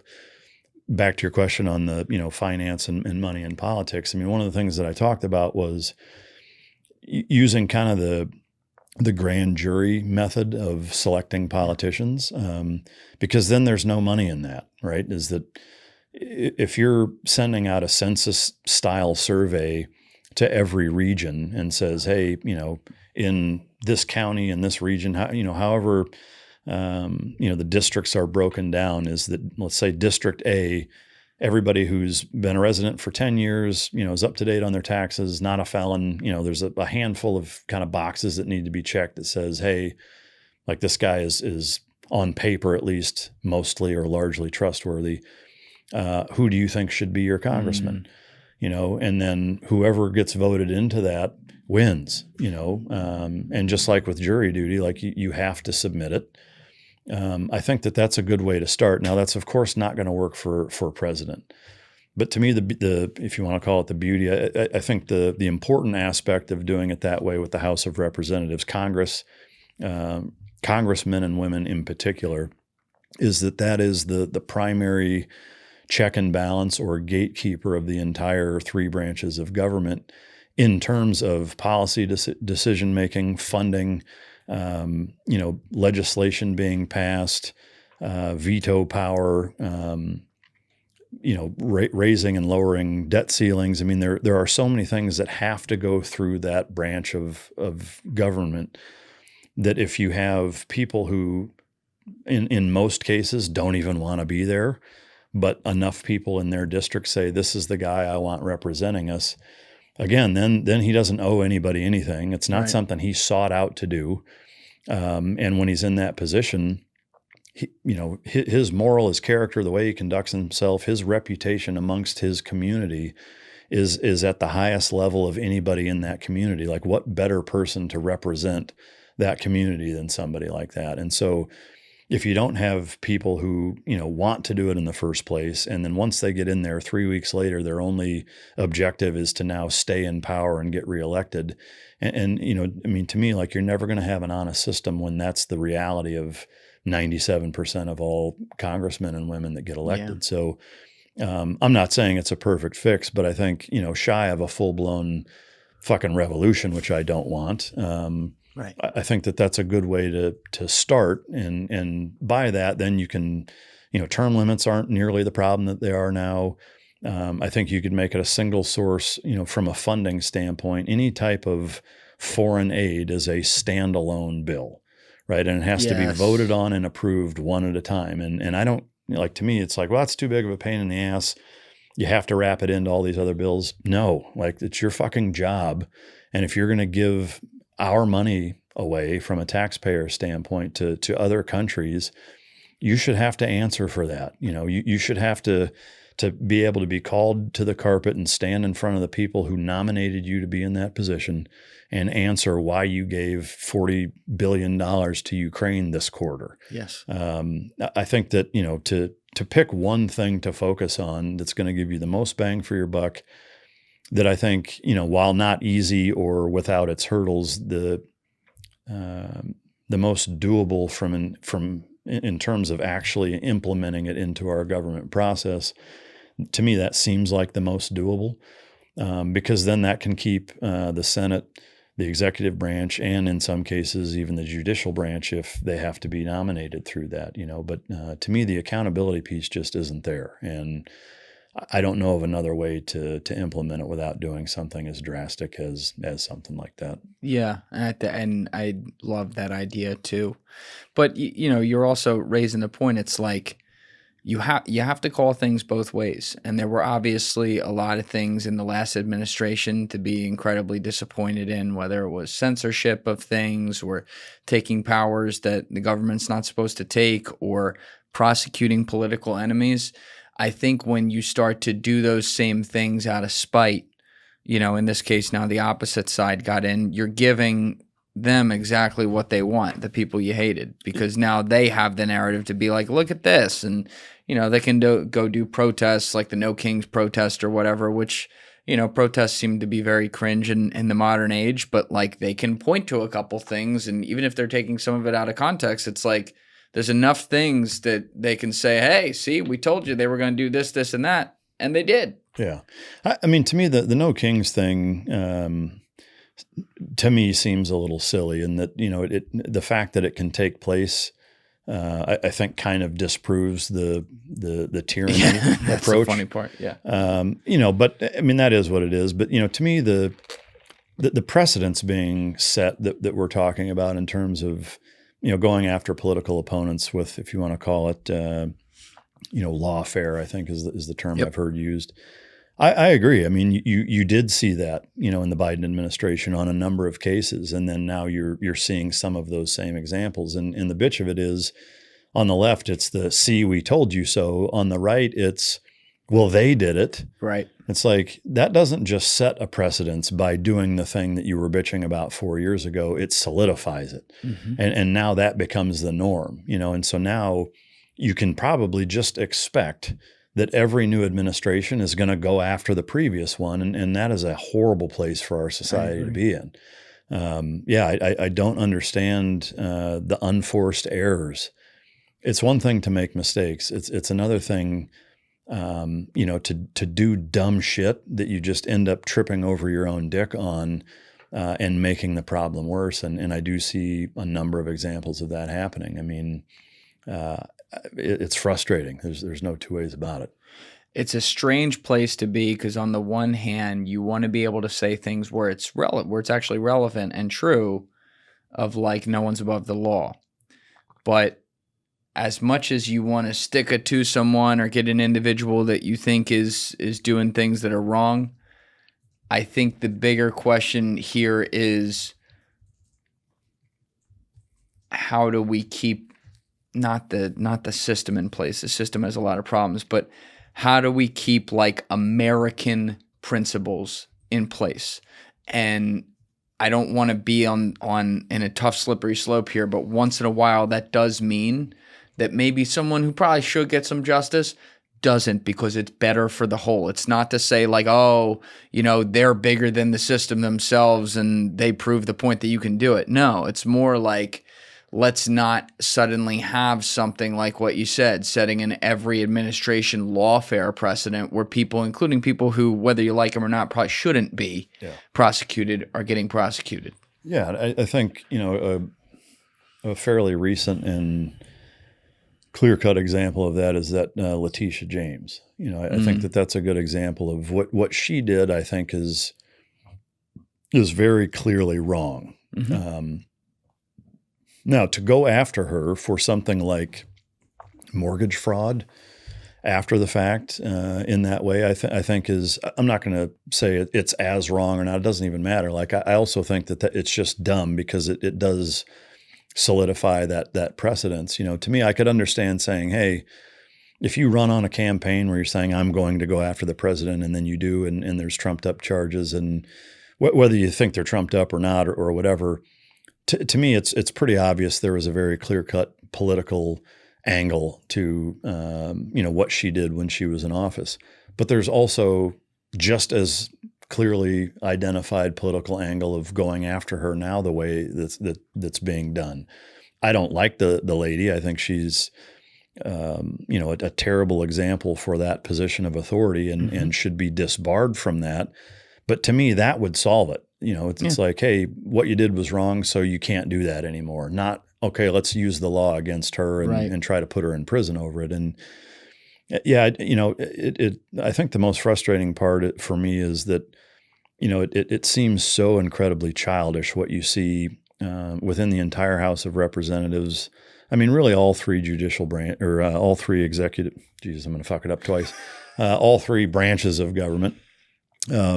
Is that you have people acting like they're 5 years old on a playground arguing over dumb shit that ultimately is making the country weaker. I mean, the shutdown being in what, its fifth or sixth week at this point. You know how long the Constitution took to draft? A while, right? So I'm going to take that as a no. Yeah, that's 4 months. It's definitely a no, but it took 4 months. If you think about that, right? Our government, for rapidly approaching half that amount of time, can't even get the government back to being not shut down. Wait, that only took 4 months? 4 months. I thought it was longer than that. I mean, I think most people would assume it took way longer than that. Yeah, I thought it was a couple of years. If you think about the scope, the brilliance, the authority that document has had for as long as it's had, and how well it's worked, how quickly they were able to draft that, agree on it enough to approve it and declare it. I mean, to me, it's embarrassing that our government is in a position now where something like healthcare is keeping the government from being able to even function properly. I mean, it's pathetic. Or a bill, to your point, that's over one thing has fucking 80 poison pills over totally separate things plugged into it at 12 o'clock when the vote's at 1 o'clock. Yeah, and half the guys don't show up to even vote. Yep. Yeah. No, I studied the shit out of the Revolutionary War. I love that stuff. And it's actually crazy. You look at this skyline right here. This was one of the ground zeros of fighting that thing and all the history there that happened. But, those guys were so ahead of their time and had fucking elephant balls to do what they did. But I do try to think about what would they, if you just took 10 to 20 of like the main leaders of that revolution and brought them to today and took them on a bus down to Washington, D.C. and just let them walk outside for 2 hours, what they would think. I think they'd throw up. I think they'd be like, this is everything that we did not set this up to be. And you've taken the freedoms that we allowed for the government to be able to make decisions that where the people are represented to be used in bastardized ways so that the people can think they're represented and really just have a bunch of other things that they didn't vote for be voted on and go through. Yeah, to me, the one of the most fascinating things about that group of people is they were like your age or younger. Mm-hmm. I think that there's parts of it that they would be amazed by in terms of how far it's come kind of, I would say utilitarian wise, like the different aspects of how much the government has grown. And then they would quickly become violently ill seeing at where it's gone. It reminds me of like the dad conversation. I'm not mad. I'm disappointed. I think that's what you get from him.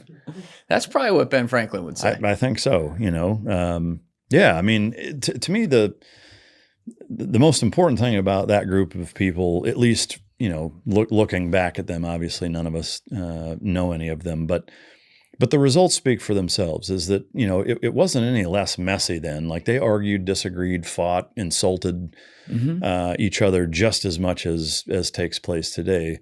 But the big thing that they did very differently, again, and this isn't up for debate. I mean, you can see the historical record of they figured out ways to compromise and get down the road and move on. And we don't seem to do that. It's like they were mature enough to be able to see the forest for the trees and move on and figure out how to negotiate in a way where it's a net positive impact on society, generally speaking. I think part of the problem today, and it's not the whole problem, but it's a piece of it, is that politicians are so beholden to people behind keyboards at all times. Meaning if they do the right thing, and by right thing I mean compromise on something that's better for the bigger picture, they get excoriated online, including by people who aren't real sometimes, and campaigns that are run against them to try to remove them from power or whatever, such that they always cower to the madness of the crowds. It's where democracy actually works against itself and what it's supposed to be.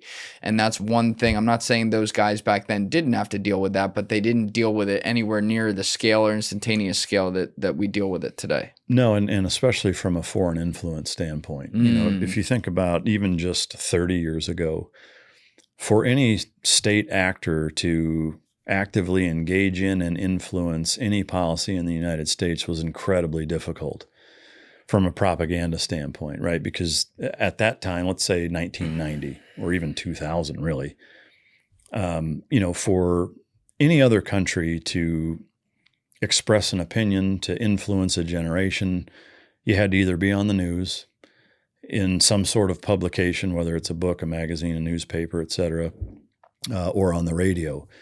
That's not very easy to do, when there's editorial gatekeeping and, human beings in a place of being able to look at this and say, who is this? Where is this from? No, we're not publishing that. None of that is the case anymore, and so now you can have, bot farms of thousands, tens of thousands, hundreds of thousands, potentially millions of fake accounts that don't seem fake, that are blasting propaganda just nonstop. And you combine that with, now 2 generations, millennials and Gen Z, of kids who have grown up where the majority of their political and governmental influence comes from their phone. Yes. Or from social media. So the entire planet, in a very nefarious way, has direct access to every single American citizen all of the time. That's never been the case ever before. Now, it works both ways. I mean, we have access to them also, even in places like North Korea or Iran where... Oh, yeah, we do it too. Yeah. But I think, that's why you see such a breeding ground for fanatical, type of positions and, distrust. And then it feeds into the government machine that exists now where I think to your point, when you have sitting congressmen who are more worried about how their TikTok reel is doing, and how many followers they have on Instagram or X, it turns into a very rock starish, A-list celebrity type of mentality, where it's like don't forget you work for us, right? It's not the other way around. Like, you don't tell us how things are going to be. We're supposed to tell you. And, it seems like most of them get in this position where now they have this big following and everything they post, they're watching and how people are reacting and are those people even real? And, so you have this very skewed perception of reality on both ends of the spectrum. I think you're giving it too much credit. I think forget Hollywood actors and whatever. I think it's below that. I think it's like high school. Yeah. I think it's like a high school popularity contest with these people, and you're 1,000% right. They're worried about the things that are just going to keep them in power. Yeah. It's a separate conversation. We don't need to go into it. But an obvious point, seeing as your system that's preferred is not set up right now, is that the people who are in there, sometimes they're in there forever. There's no term limits. They're fucking dying, literally dying of Alzheimer's on the floor. Yeah. And yet representing the people just because they're that politically entrenched, it's crazy. And, I don't – you talk about the influence and the ability for that to happen more than ever these days. Of course, you're correct.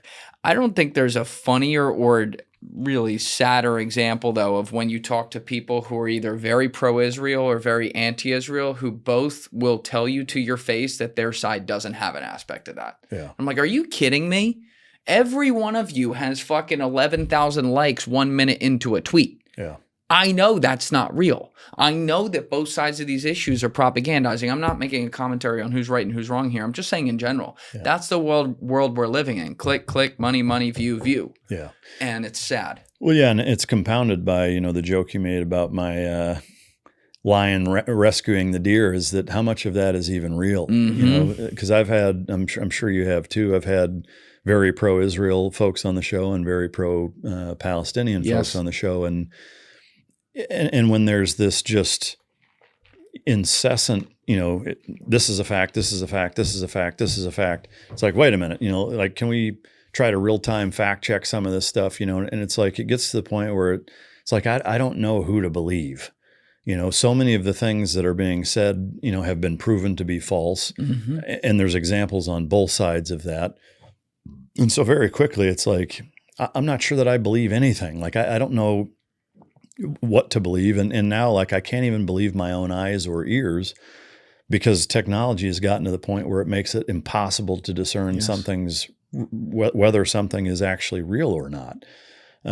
Which to me, I think kind of puts the nail in the coffin as far as the technology and propaganda influence, is that you almost have to just kind of tune it out entirely. And then it defeats the whole purpose of even having that as a technological capability. But I've found myself doing that, where it's like, I rarely watch, news or follow accounts where There's very clear-cut slanted agendas being pushed on it. And I find myself just kind of ignoring all of it because I don't even know what to believe anymore. It actually goes back to another meditation of Marcus Aurelius, ironically, where he's like, what one person sees is not the truth, it's a perspective. Yeah. You can take the image and go like this and see something. But if you could go like this, you see something entirely different. And I try to remind myself that all the time, but it gets hard because to your point, the war that we saw in Gaza and the war that we're still seeing in Ukraine are, I would have in the past actually, I think, been wrong to call them the first like iPhone wars, which on a major scale they are.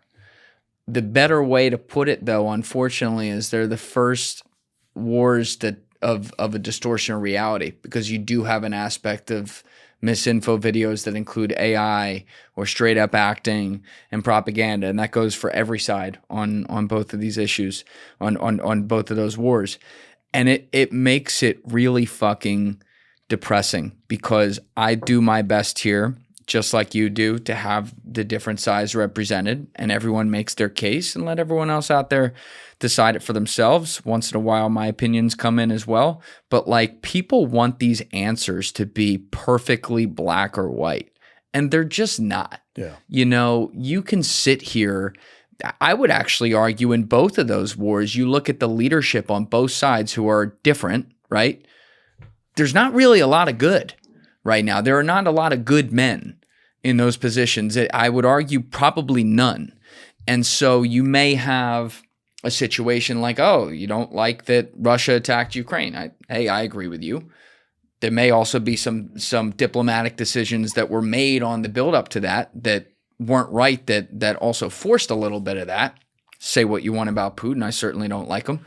But then that also doesn't mean that means the leadership in Ukraine is like the second coming of Jesus. I got news for you. They're not, But people, it like melts their brain if you bring nuance into it and talk to someone who has an opinion in either direction on any of those matters. And that makes me really sad, because, it ends up being these Twitter finger wars with, bots saying 33,000 likes, 104,000 likes, whatever, this number of comments. And while we're counting all those likes and comments, 10 people are dying, 20 people are dying, someone's son is gone. You know what I mean? And it's just like, it feels like we're totally desensitized to it. I agree 100%. I do think it's important to point out that I think the history of warfare and how it's covered, how that story is told from a historical and even when it's happening, a current event standpoint, has always been slanted. Yes. You look at state-run media, which was largely the case in every country up until around Vietnam, I would say. Vietnam, I think, was, at least it seems like, kind of the first test bed for real-time war correspondence. What do you got? Got Cronkite up there. Oh, yeah. You were seeing footage that's relevant. You go back to Korea, World War II, everything prior to that, and especially World War I and before, it's newspapers. So it's so incredibly delayed that every country has an ability to tell the exact story that they want told. So it's not that it's necessarily any different. To me, it's a scale issue. It's a scale and reach issue, is that now you have individuals who can do it, and basically every individual, and so I think when you couple that with Western societies who largely lack struggle, like we were talking about at the very start, and they need something to get behind, it makes it even easier for them to be manipulated into saying, this is my cause, this is my thing, this is what I want to get behind, this is what I'm passionate about. And so it's just by orders of magnitude, it's highlighting and kind of putting that, here's the agenda or the slant on the story that we want told. It's magnifying it and just blowing it completely out of the water, and in all of those same ways, just way worse. Yeah. Now you actually did a recent podcast that I didn't watch, I appreciate that. Sorry.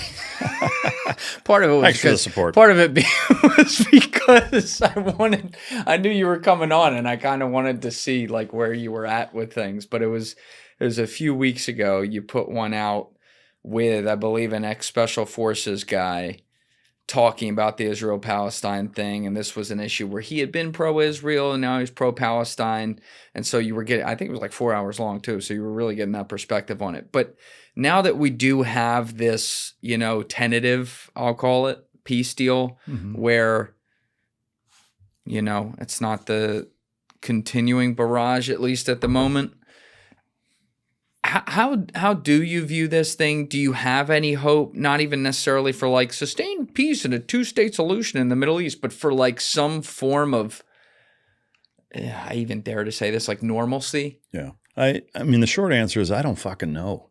Yeah. Like, I don't even know what being hopeful looks like almost, because it's been so distorted for a long enough time to where, again, it's so hard to believe what anyone who's hyper passionate on either side, it's hard to believe them. One of my litmuses, I would say, and I don't know if you find yourself subscribing to the same kind of methodology when you talk to people about deep things that they're passionate about, is that the more emotional somebody typically gets about something, I find myself the less likely it is that I start to believe them. And it's not to say that automatically if somebody's emotional about something that they're lying. The reason I bring that up is that, if there's one thing I've learned, and like, again, a lot of it stems from dog training. A lot of what I've learned about people is actually from training dogs and training dogs for people, training people how to handle the dogs that I've trained for them. Like you learn an incessant amount about human psychology and canine psychology, the parallels, et cetera. The reason I bring that up is that there's a very kind of poignant adage that I always remind myself, especially in dog training and interviewing people, is that when emotion runs high, logic runs low every single fucking time. And so it kind of naturally, like the more emotional somebody gets, the less logic and reason you see infused into that perspective because it's clouded. When do we make our worst decisions? When we're emotional? When do we make the most mistakes? When do we panic? When are we the most impulsive? When are we the most mean? When we're emotional. On the flip side, when are we the most calculated and the most logic driven? It's when you're not emotional, when you're using logic and reason to sift through and sort through different components of whatever issue you're talking about. And, again, like entrepreneurship, if you're pissed because somebody didn't show up on the show, fuck that guy, he's not coming, because you're mad about it. It's like, okay, take a step back for a second. Think about the big picture of the show. Does it make sense to do whatever, direction you want to take the show or whatever? How much of that is an emotional decision versus a rational one? And like, show me a time where the emotional decision is the right one. Like it generally doesn't happen, and so again, just like when I see people, mudslinging and name calling and raising their voice and sitting on the edge of their seat, and everything about their body language says I'm angry about this, I'm emotional, like I'm not able to even control my own physical response to the question that you just asked me. Like that tells me a lot about what the fuck you're saying. Yes. Like how you're saying it, all of the different nuances non-verbally that you're communicating tells me more than what you're actually saying, and so those are the parallels that I see, when there's these issues that people get really, really heated about. It's like that immediately puts me in this position of being even more skeptical than I was before. And so, in terms of where my position is, it's like I in a lot of ways don't really have one, or almost have a fatigue with the entire issue in itself because of that, is because it's so toxic and so nasty on both sides, where it's like if you can't, and again, it goes back to the politics side of it. Like if you can't hold your own side to the same level of account, like if either side is going to say we've done nothing wrong, we are the victim here in every single instance, it's like that's not accurate. It's a non-starter. Yeah, it's like how are we going to have a conversation when you start with saying something that is frankly impossible? Right. So Yeah, it's really, the whole thing has worn me out to where like I'm kind of over talking about it for those reasons. Yeah, we were talking about doing a debate in here. This is like towards the end of the summer, beginning of the fall, between two people on very opposite sides of the issue. And then when we were going to go schedule it is right when the peace deal happened. And one of them I actually still have to call next week or this week and talk to him about it. But the other one I got to talk to the other day, and I said, I, like you, am fatigued with this. And secondly, the idea of having the debate was also because it's an ongoing, complete, like, immediate conflict at the moment. And now, like, I'd like to see the temperature go down a little bit. That would be good for all. I'm not saying it solves all the issues or anything like that, but it does feel like the bots have won. And I don't mean any bots on either side. I mean just in general. It feels like the bots have successfully made this the issue that is at the center of everything, no matter how you look at it. And that is just not the case. It is a big deal. It is horrible what's going on. It is consequential to the world. I don't want to like undercut it. But when you can't talk about a single thing going on in society without mentioning Israel, Gaza, you're probably looking at it not quite the right way. And when you say people get emotional about it, the thing that keeps coming in my head is that I have not talked with a single person who is hardcore on one side of the issue, that like either one, who is not extremely emotional about it, which tells me, guess what? The overall answer across 75 to 100 years is somewhere here. Right. Imagine that. Yeah. Yeah. I mean, I try to conduct myself that way all the time for that exact reason, is that I know for me, like the more emotional somebody gets, the less I listen to them. It turns into the Charlie Brown teacher, where you're just drowning it out and not even paying attention. Yeah. But I think more importantly is that, again, it's just a reflection of where their head's at, and it's not in an appropriate headspace to actually have a reasonable discussion with somebody on anything. I was reading this the other day, back when the ancient Roman Empire was at its peak, and there were all kinds of military campaigns. Literally, the way the generals would make a decision was when they would be faced with something that was extremely difficult or high stress, or the essence of time certainly was not on their side, they would step back and ask themselves, as a rule, what would I wish upon my worst enemy right now if they were in my position? What decision would I want them to make?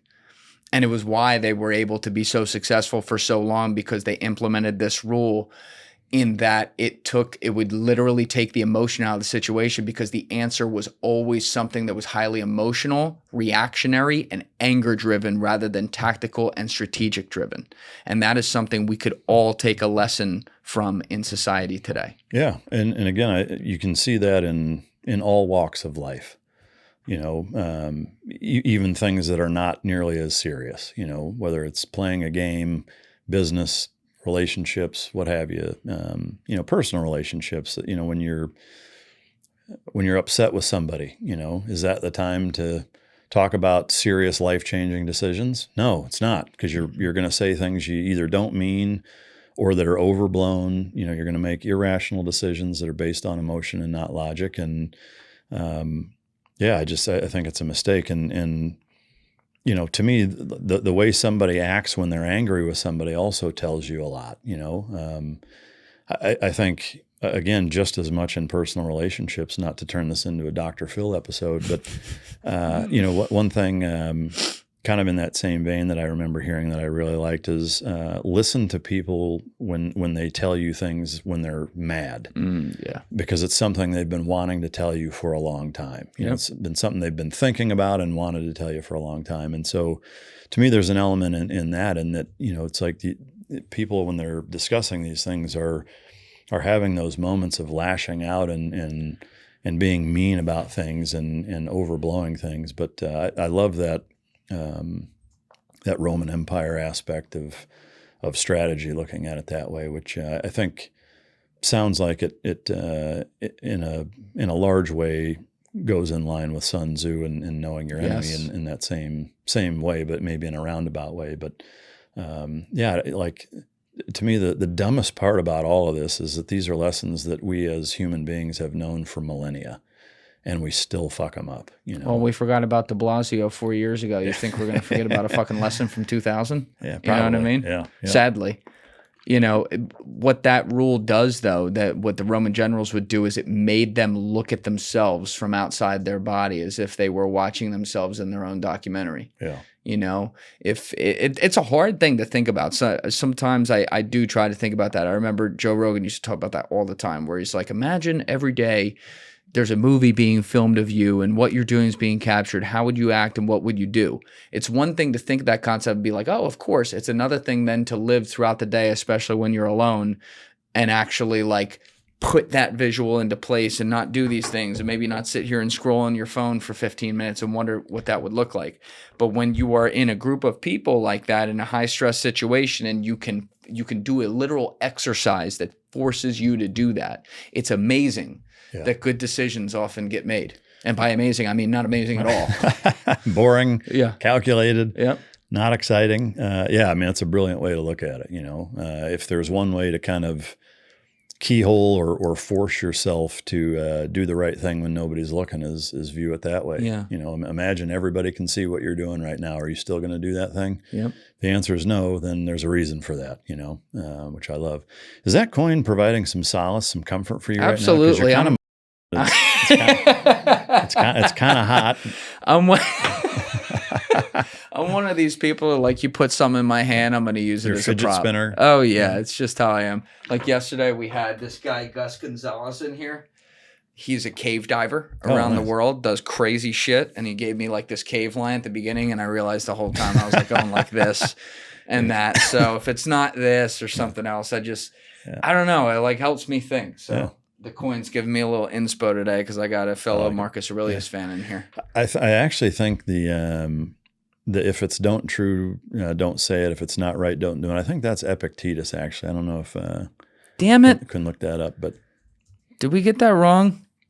Did I get that wrong? That's what I'm saying. Yeah. I'm here singing your praises as to what you got on the coin. It might not be the right guy. No, the Marcus, front side is right. It's not true, don't say it. No, it's Marcus Aurelius. Okay. Yeah, I was going to say, I feel like I heard him say that. Yeah. You heard him say that. I heard him say that. I audiobook heard him say it. Well, I watched that movie. I mean, maybe, you know. Oh, yeah. Have you watched the second one? You know, I actually did recently. Yeah. What'd you think? Gladiator, we're talking about. Yeah, I'm almost embarrassed to admit this because it's stupid, right? That I would be so distracted by something so trivial. Yet I found myself, you probably know what I'm going to say, Denzel's accent in the movie is so fucking out of left field. I was distracted by it. It's like he's one of the best actors of our time. How did you not do a better job at sounding like everybody else? Here's the thing. He was amazing in the movie. Yeah. But if you go watch, and I'm like the biggest Denzel fan ever. Same here. You go watch his entire career, I think Denzel made a decision very early on. This is me. That this is how I talk. So no matter what the role is, the one thing that will not change is I'm from Mount Vernon and this is how I sound. Yeah. And I want to clear something up before the comment section explodes, which it probably already will before they hear me say this. It's not a race thing. Right? It wasn't. Yeah, I know. It really went there. No. The reason I bring that up, because I found myself, did you watch Napoleon? I did not. I heard it was terrible. For the exact same reason. It's equally terrible. Like there's an element of the accent that just does not fit so bad to where it at least for me, I mean, maybe my simple mind is that like I just found myself distracted by it. Like, and again, it's almost embarrassing to say, like, can't you look past that? It was distracting. it was that distracting. Overall, though, I actually did really like the movie. I'm not happy they made it because they made a perfect film the first time. Every frame of that is told in the most beautiful, perfect, visually appealing way possible. But they did make it. And for all the shit that it got, I found myself disliking it a lot less. I think visually it was incredibly done. Some of the storytelling was a little bit stale and a little bit repeated. You know, Pascal was put in not the best spot to almost try to be like a repeat, like Son of Russell Crowe. You know what I mean? But it was not like I was entertained by it, and I thought it was good, and I do like anything like ancient Rome. So I wasn't like really pissed about it, but you know. Do you think they could have done a better job casting wise for Pascal? Could they have had a more physically dominant presence-wise guy play that role, and it would have been a better fit? I think so. I mean, he looked pretty good. I see what you're saying. It wasn't quite like Russell Crowe looking like he was going to go fight someone on the street of Australia, like back in the day. But I think he was like a little limited by the script of the character. I think he kind of had to play to that. It's kind of like what Brad Pitt thought about Troy, which I actually think is a underrated, misunderstood movie. Everyone who was in that movie hated it. Really? Every single person. Peter O'Toole said he walked out 15 minutes in and that was a disgrace. Brad Pitt said it was the biggest mistake of his career. Orlando Bloom can't even watch it because he hated the whole thing and hated the scene where he had to crawl back to his brother. Really? But like, you know, it's actually, especially if you watch the director's cut, it's a really solid movie. It doesn't have like the mystery and stuff like that, like Brad Pitt was saying, but it's well done. And Brad Pitt was a guy who didn't necessarily go all the way with the accent, but it was just enough that like he wasn't trying too hard, and he kind of nailed the stoic Achilles. Yeah, I thought. Yeah, I thought it was a great movie. I had no idea that the entire cast hated it. Yeah, there maybe part of it was like it's like such a well-known story that they were like, well, we got to put some spin on it to keep the audience in suspense. But I don't know. I literally rewatched it like a month ago, the director's cut. Yeah. It's I'm not going to sit here and say it's The Godfather, but like it's really fucking good. Yeah. You know, it's going to be interesting to see how Nolan does The Odyssey though. Yeah. Because that's the sequel. Yeah, and I can't imagine him fucking anything up. No. So yeah, I'm excited for that one. I would watch anything Christopher Nolan does. Yeah. He's so like even like Inception is a movie that's so hard to follow, and I only ever watched it once. But like even that one, everything else is done so well that at the end you're like, I'm not really sure what happened, but that was a good 2.5 hours. Yeah. Do you have a favorite of his? Dark Knight. Yeah. Dark Knight is a perfect film, start to finish, and like Nolan shot that beautifully. And of course, like I could name every film. Like Interstellar obviously is unbelievable. You know, I think Dark Knight Rises is an unbelievable movie that was misunderstood at the time it came out. But Dark Knight, the thing that does have to be said is like, this is not hindsight 2020 of like, oh, Heath Ledger died, so we're going to say nice things about him. Heath Ledger in every frame of that movie is perfect. There is not a thing he does with his body that's wrong. There is not a tick of his face that moves in the wrong direction. There is not one fucking tone or motion of the voice that's off. Every single thing is so perfect that he took the most cartoonish supervillain like ever. And even though you know this is a superhero movie where things are literally supposed to not be real, you were suspended in belief that like this is 100% fucking real. This guy exists. Yeah. He's amazing, and Nolan obviously captured that great. But yeah, that's a top 5 or 6 movie of all time for me. Yeah. What about you? What's your favorite Nolan?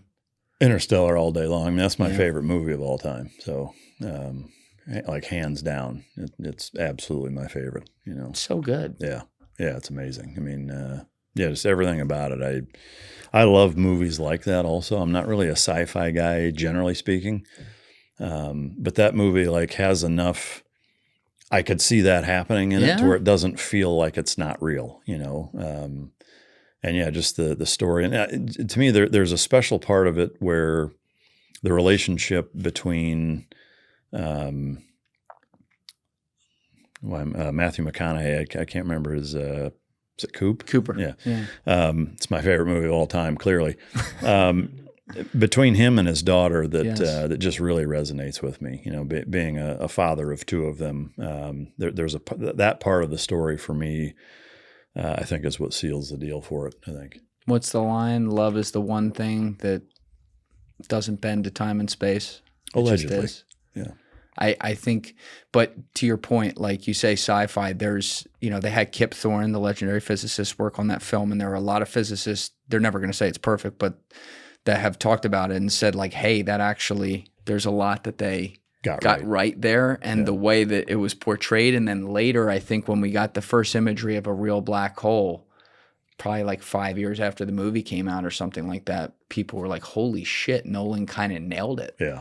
Ahead of time. So I mean, it's a perfect film, and it does make you think about a lot of stuff. One of the things about Christopher Nolan with his films is that, looking back on it now, hindsight 2020, he's a guy who seems to quietly, like I've never heard him talk about society and stuff like that, but in his films, he has his finger right on the pulse of where things are. I noticed when I watched Dark Knight Rises again recently, which was filmed in 2011 and came out in 2012, I was like, oh shit.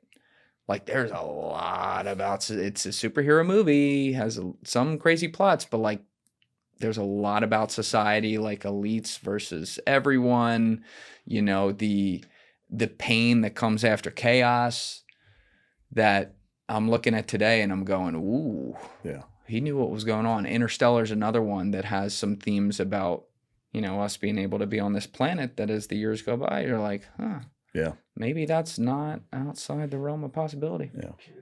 And then, Deep's yelling at me over here, of course, Oppenheimer and everything, who was a guy ahead of his time for multiple different reasons. Yeah. He told that story really well. Yeah. Yeah, I can't think of anything he's done that I wasn't impressed with, but an amazing dude, no doubt about it. For sure. So we'll see what he does with the Odyssey. But back to some of the stuff we were talking about, we're starting to work our way around the world and things going on. I always like to get your opinions on these things. But one of the things that I feel like has gone really under the radar while everyone's so distracted fighting on Twitter over fucking Israel and Palestine is that you still have other major countries around the world making moves and doing things that matter at scale, because we're talking about huge GDPs, and obviously the largest of which is China. You're talking about 1 billion people, a place that's run by a communist party leadership that rules with an iron fist, a place where all of their innovation that is capitalized is still owned by the government, so it's 1-on-1 with them, a place that does mass surveillance on us. And obviously we just had a TikTok deal go through to stop that part of it, but there's a bunch of people that we don't know where they are or how they got in, basically, who have come through the border and set up shop around our military bases and farmland here. We have a reverse opium war going on with them. They've bought up influence around the world with ports and economic development in places that can never pay back the debt, whether it be in Africa or Europe or South America, and their GDP continues to be almost hand in hand with ours. So do you, we had talked about this a bit last time, and I'd love to see where we're at now, like a year and a half later. Is this still, like, if you were pointing at your number one list of concerns over the next 10 to 15 years, is China still at the top of that list? Maybe. Maybe. I would say it's a tie between them and ourselves. I'm more worried about, just like in the Roman Empire, the collapse within, more so than I'm worried about them being able to defeat us in a more overt way. Now, I think it's impossible to argue that they don't have a heavy influence in our collapsing of ourselves within our own country. But I think like if we can't manage to get along better than we do, there is no hope for the country in the long term. To me, there's no scenario that exists where things continue to go the way that they're going, and we have an ability to crawl out of the hole we found ourselves in and get back to the top the way we were 30 years ago. How do we maybe start acting normal around each other again? What's the pathway of that? To me, it starts with each individual, setting the example and being the example. If everybody lived their life, like Joe Rogan said, on like somebody's following around with a camera and it's being broadcasted, I think until people do that, you really can't do it, because you can't expect other people to do things you're not willing to do. If you're not willing to hold yourself accountable and do the things that you expect everybody else to do, then nobody's going to do them. Right. And so it starts with that. There's a host of other things which I'm happy to kind of go down list-wise. I think the nuclear family needs to be brought back to the forefront of being the predominant dynamic in the overwhelming majority of American households. There's too much data that says the positive benefits that are gained by having a nuclear household in a traditional American fashion that are positive and got us to that point. Because when that's broken down and kids are now learning from classmates and from the internet and school and the bigger influences outside the home, then the forming of them as human beings and members of society are incredibly easy to manipulate. They're super malleable, and then they're there for the taking by whoever wants it, And I think we've seen over the last decade plus that there are a lot of nefarious people that want our country to collapse that have taken a high vested interest in doing that and have been overwhelmingly successful in doing so. Fixing the government from the influence standpoint and term limits, and having a government that actually represents the people is a necessity for that to happen. And to get more kind of in the weeds, I think, to me, it's pretty obvious that manufacturing needs to go back to the 1990 and before level of, like before TPP kind of deal. Yeah. There are too many scenarios that exist where, when it's not the case, doesn't matter what we think, doesn't matter what we want, doesn't matter what we do. If you don't have the ability to make most of the things that your society depends on, everybody else who does make those things have you by the balls. There's no way around that. And we've outsourced so many things, not just to China, but outside the U.S., to where if the entire collective world wanted to just completely destroy us, I think they could through economic means. They wouldn't have to do any, even cyber warfare. I mean, they could just say, we're not selling you guys anything. And I think the only reason that they haven't is because their economies rely too heavily on us for now. But I do think that sooner than later there will come a point where they can handle not relying on us buying so many things from them, and ultimately will. And I think, when you combine all those things together, it's a recipe for failure. So I think we need to fix all of those things. All right, I want to come back to the cyber warfare aspect, so we'll put a pin in that. But you had a few points there. The first one being the nuclear family. When that idea was formed, if we're just looking at this on a level, people's life expectancies were lower, right? And there were the populations were smaller and things like that. And it's not like excusing how people look at it today. But now, for some people I talk to, they're like, okay, you marry a girl at 28, you might live to 120. You don't know how you're going to feel at 50. And people do get divorced. I believe, and I can cut this if you don't want to talk about this, but like, you got divorced once as well, right? Yeah. So you're speaking at this from both angles of it as well. Like, maybe the way I should start this is like, do you look back on your situation, and obviously like you seem to have handled it well and have a close relationship with your kids and everything seems to be fine, but do you look at how that could have gone wrong because, you and your wife didn't end up being together, and you're like, I see how the percentages play out where a lot of kids do get fucked up from this? Is that kind of how you look at it? That's for sure part of it. I think it kind of boils down to, I would say, statistics, really, in a way, and that to say that, having a nuclear family is a recipe for success and there's no way for that to go wrong. I'm not saying that. I'm also not saying that, you can't get divorced and still co-parent and raise, healthy, productive, positive, mentally healthy children. what I think, looking at the broad spectrum, is that in your percentage chance, your highest percentage chance for producing productive members of society is to have the overwhelming majority nuclear families. It's not a guarantee. It's not a guarantee that if you are, they're going to be great. It's not a guarantee if you're not, that they're not going to be great. But the stats don't lie that, there are fewer nuclear families. And I think that from an influence standpoint, your kids, especially when they're really young, need that. To your point, agreed, like when you're 20 and 80, you're going to be very different. You're going to be very different when you're 30 than you are when you're 20. Right. Every 10 years, I think you change, most people change quite a bit. I think the key window of opportunity is that childbirth to, teen years, where, when that window is closed, I'm not going to say it doesn't matter. It doesn't matter nearly as much.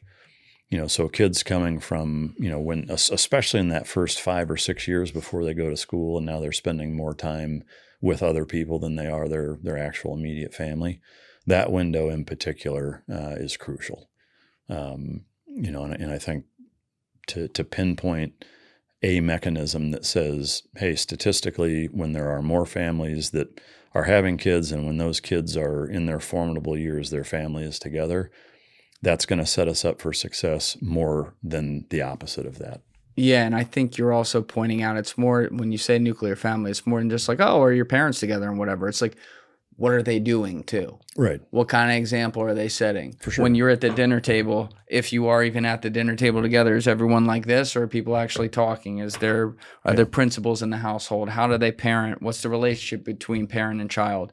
You've mentioned throughout this conversation today about like the coddling of society and things like that. And you are pointing to a societal wide, obviously not everyone, but a larger percentage wise problem of like coddling that goes on in the parent-child relationship as well.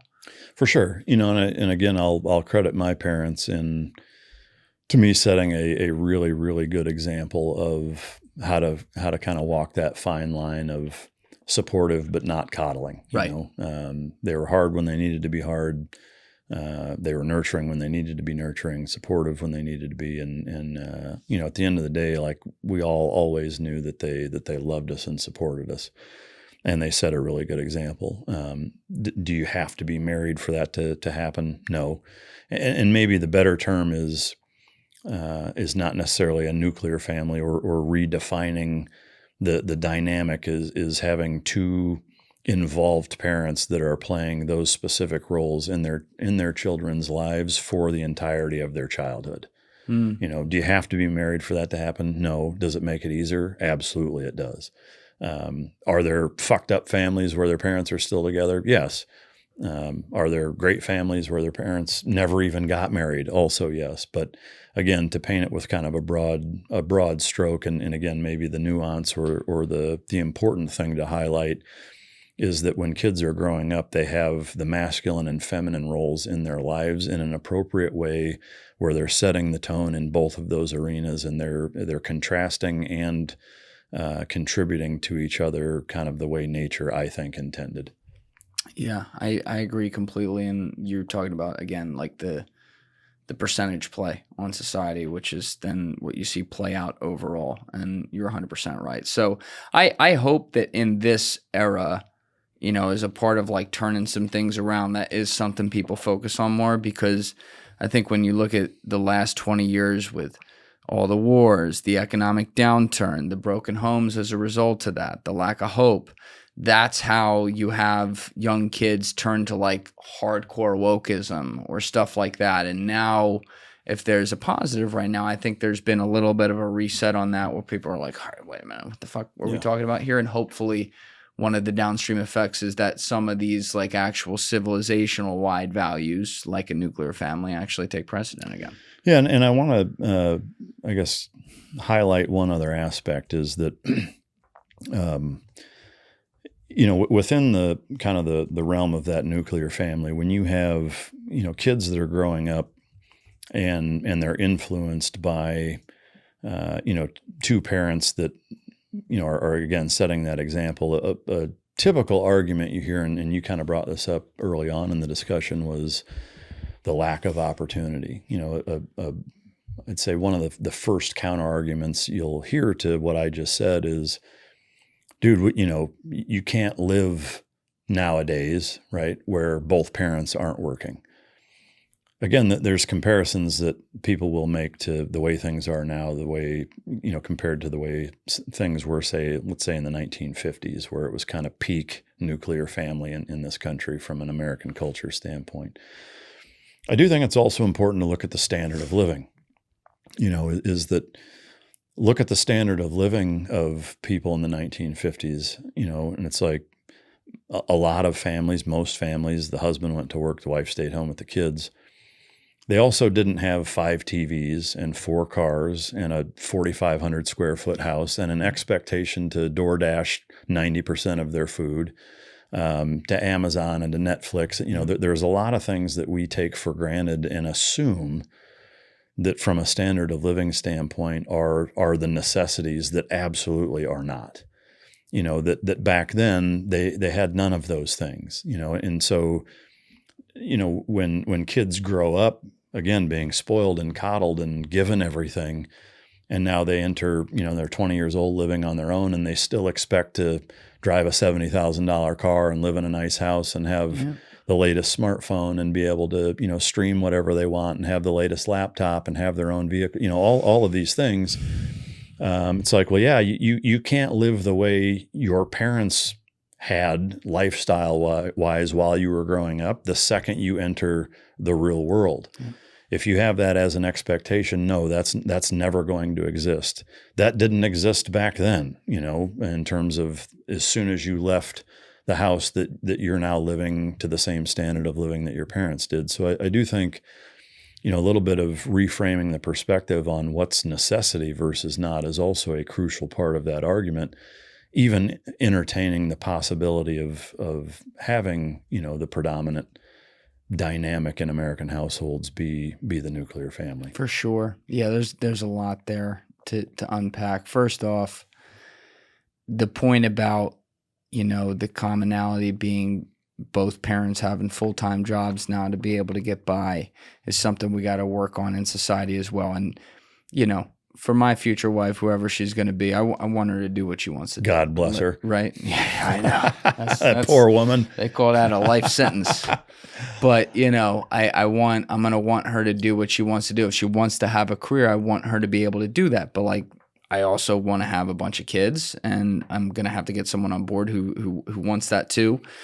And I would also like her to have, I work so hard now because I would like her to be able to have the opportunity to be home with those kids. That's something I was very lucky on. My mom had a great job and left it behind to raise me because that's what she wanted. Okay, so you understand that's what she wanted, and I think that turned out amazing for me. And not everyone in this country, a lot of people in this country don't have that opportunity. Their parents don't have that opportunity to do that, and I'd like to create that. But also to the point of success and how you pass that down. It's also interesting hearing you talk about it because you're a very successful guy and you have kids, and obviously you've raised them well and they're going out in the world and going to start doing their thing at some point, and you've had this at the top of mind. But in my old career on Wall Street, not to say every example I saw was bad, I saw some good examples too, but I saw many examples of people who would be clients who, are worth hundreds of millions of dollars and their kids are dead. They're dead. They never had a shot. Because they grew up with, like you said, 4 cars, whatever they wanted, and just had this built-in entitlement as to how the world works. And then even worse, they all had these fucking trust funds, which I think it's like dripping poison into a kid, so that, when they got out there and they were fucking around doing whatever, well, they always had this to fall back on and go spend their money and pretend it was theirs. That, they were putting everyone else on, and really they're just miserable because they lack that purpose and they know it's not theirs. And I actually felt bad for that. And that's something I'm in a career where if I end up getting a lot of success here, and I plan to, a lot of money will come with that at some point. And even as someone who's not a father right now, that is something I already actively think about, because I don't want my kids thinking about any of that. I don't want them assuming they're going to get any of it. I don't intend to set up fucking trust funds for them and shit. I want my kids to fucking go make their own way and make something of themselves in the world. And part of that also is like, I'm going to have to find a woman who's okay with this. I have zero interest in fucking 15-room mansions and shit like that. It's not to say like I don't like a nice thing once in a while. I like having a nice laptop and shit like that.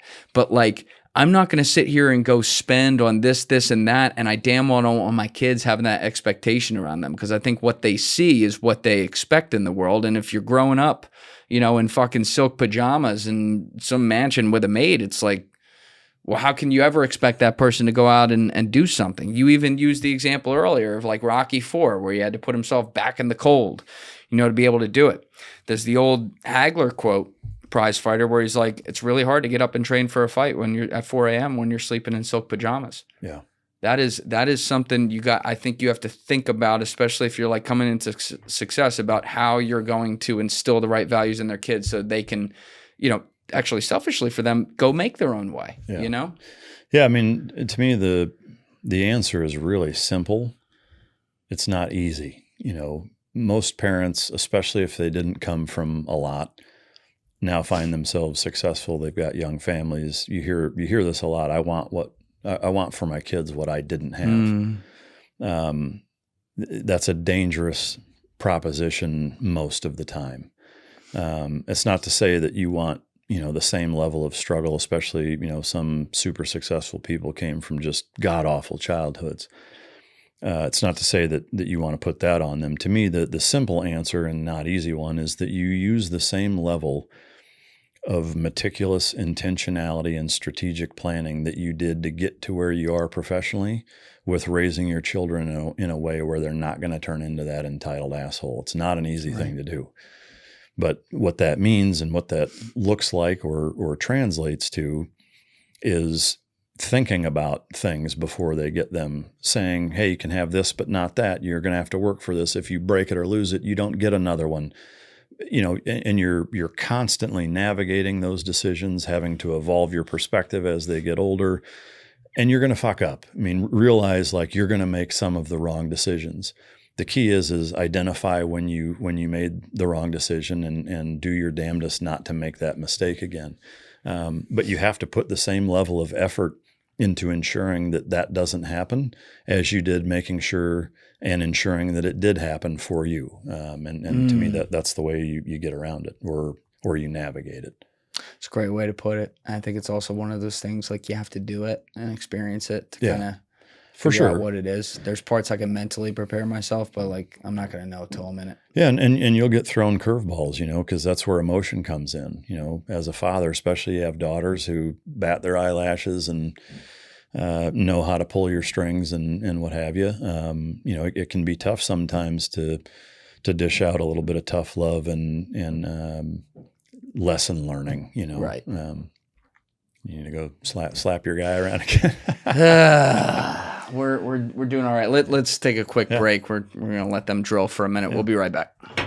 All right, we're back. Yeah, actually, I saw. Can you move a little this way? Sorry, I saw. What's it called?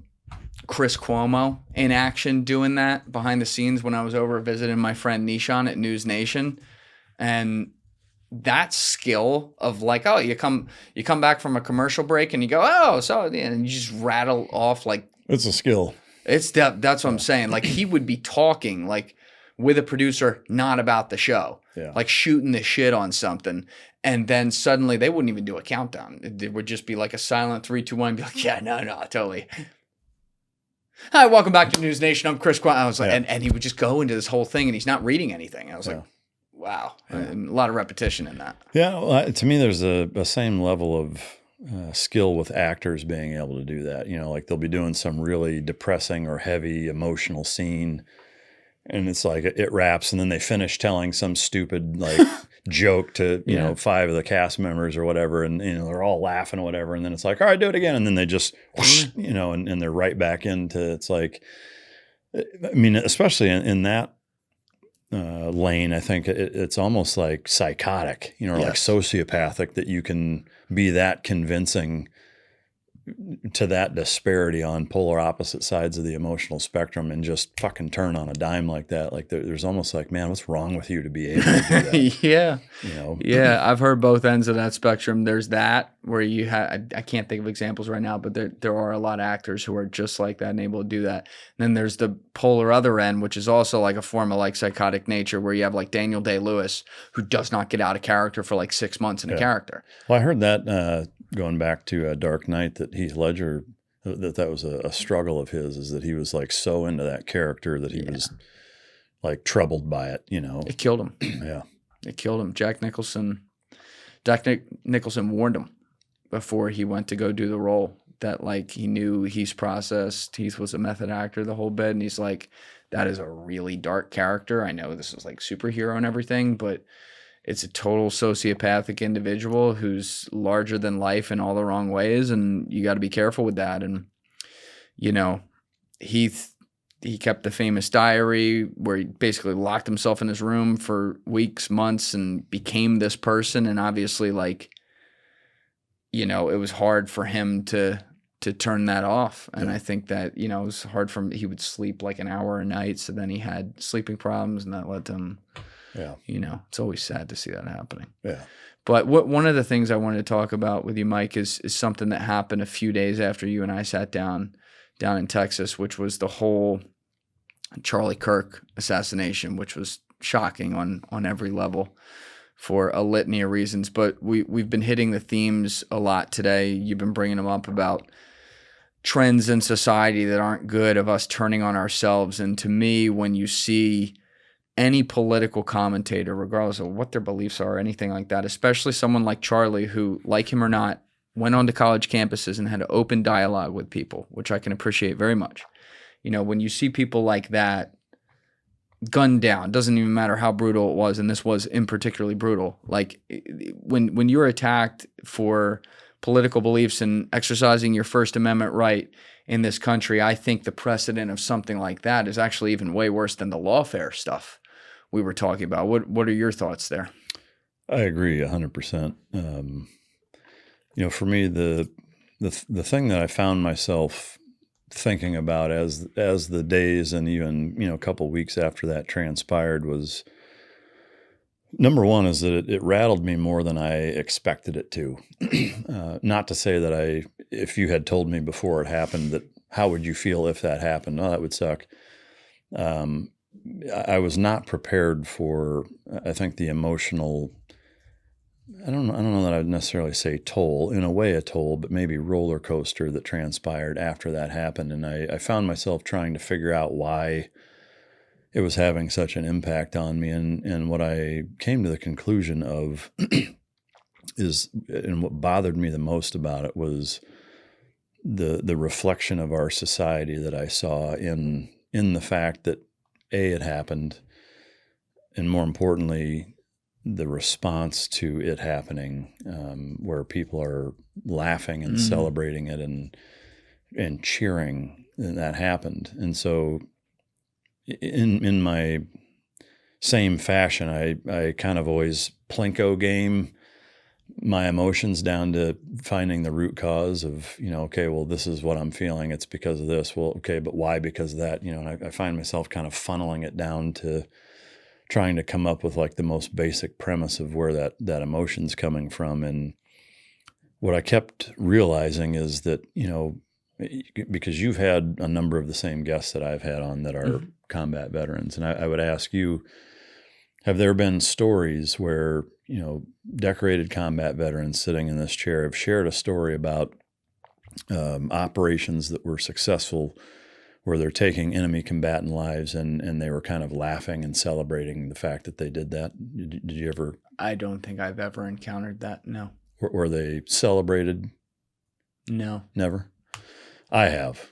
You know, and I will say that not in a way where, like what I'd seen, you know, on social media, where it's like a mockery of it, but where it's being essentially celebrated as, you know, we did this, we killed these 4 guys, and, you know, and it's like, fuck yeah, we got them, you know, kind of like a victorious type of walk down memory lane with it, where it's like we're proud that we were victorious on the battlefield, and there's like a celebration of that victory.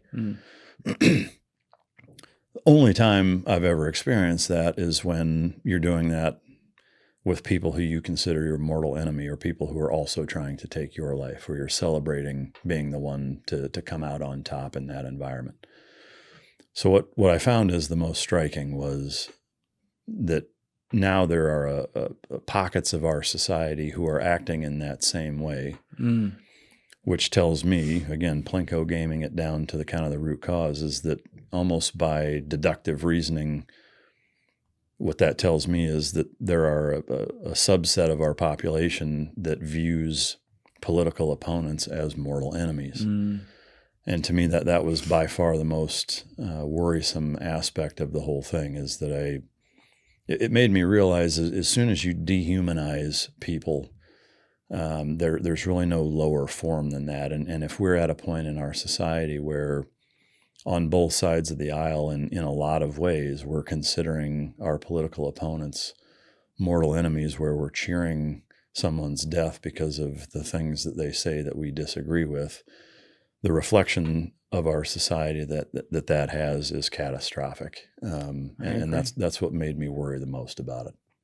I'm with you. I think the celebration was gross. And by the way, when you asked me about, have I had the guys in here celebrating killing terrorists? Like, celebrate's a strong word. And we saw that with the Charlie Kirk thing, where there were people like, oh, I'm glad he's dead, and saying it just like that. I really haven't had that. But do I have people sit in here in those situations who talk about, like, yeah, we neutralized that guy? Fuck yeah. And it was awesome. And like, say in a very matter-of-fact way, yeah. And I understand that. And I also completely agree that when you are starting to now see people make no distinction between that type of situation and one of their own citizens simply opening their mouth and saying things that maybe they disagree with, that's an issue. And I saw that right away on social media, and that really pained me to see.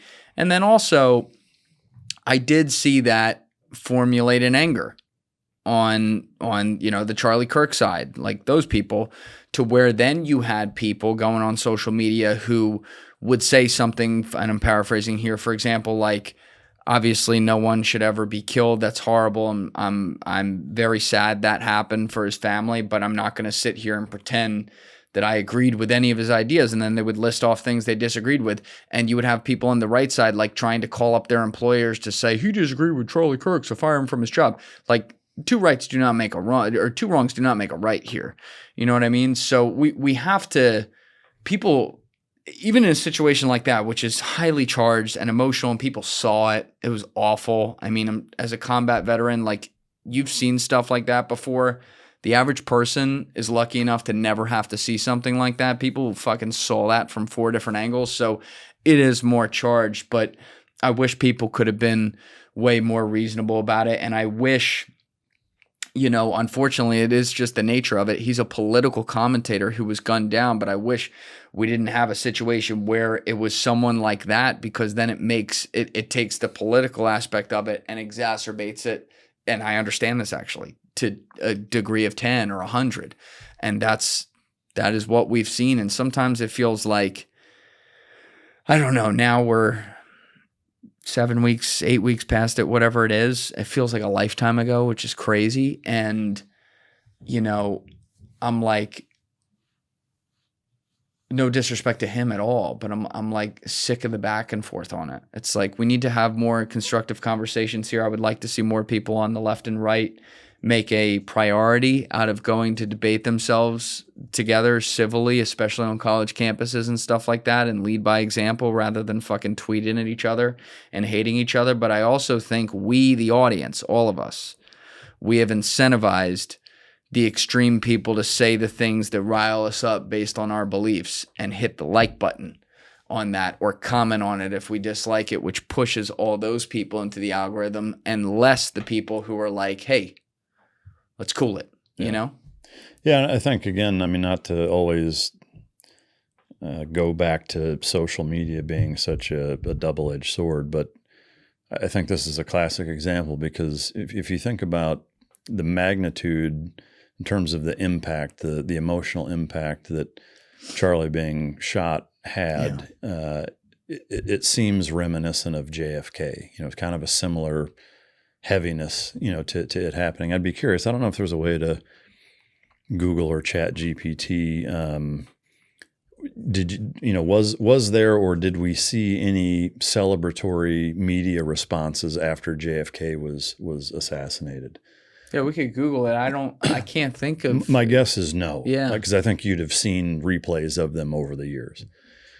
And so to me, like that's the thing, is that, there were obviously people who didn't vote for him, who didn't like the guy, who disagreed with everything he stood for and thought he was taking the country in the wrong direction. That still fit. And see, that's why you don't fuck with stuff. That's going to happen.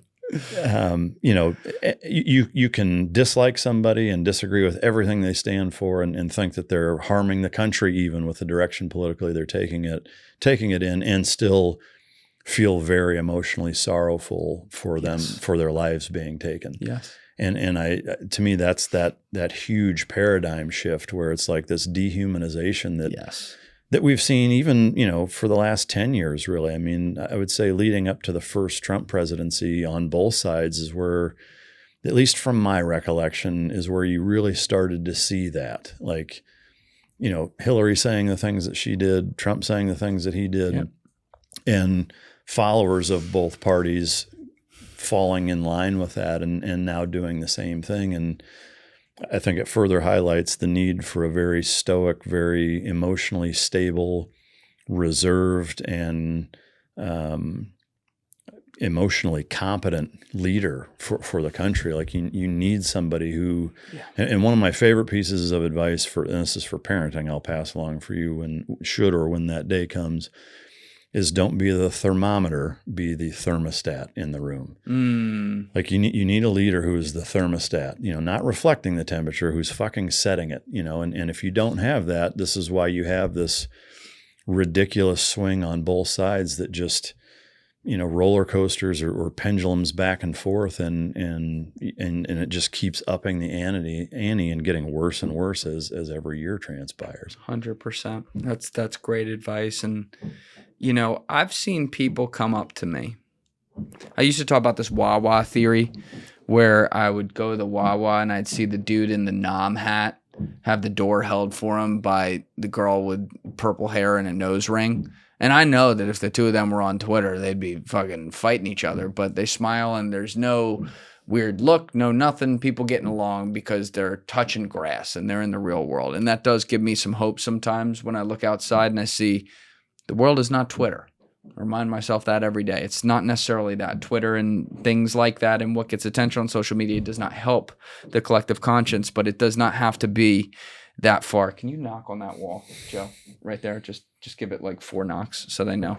Sorry, people. We've been dealing with this construction over the past 4 or 5 weeks. It's been a little difficult, so just bear with me on that.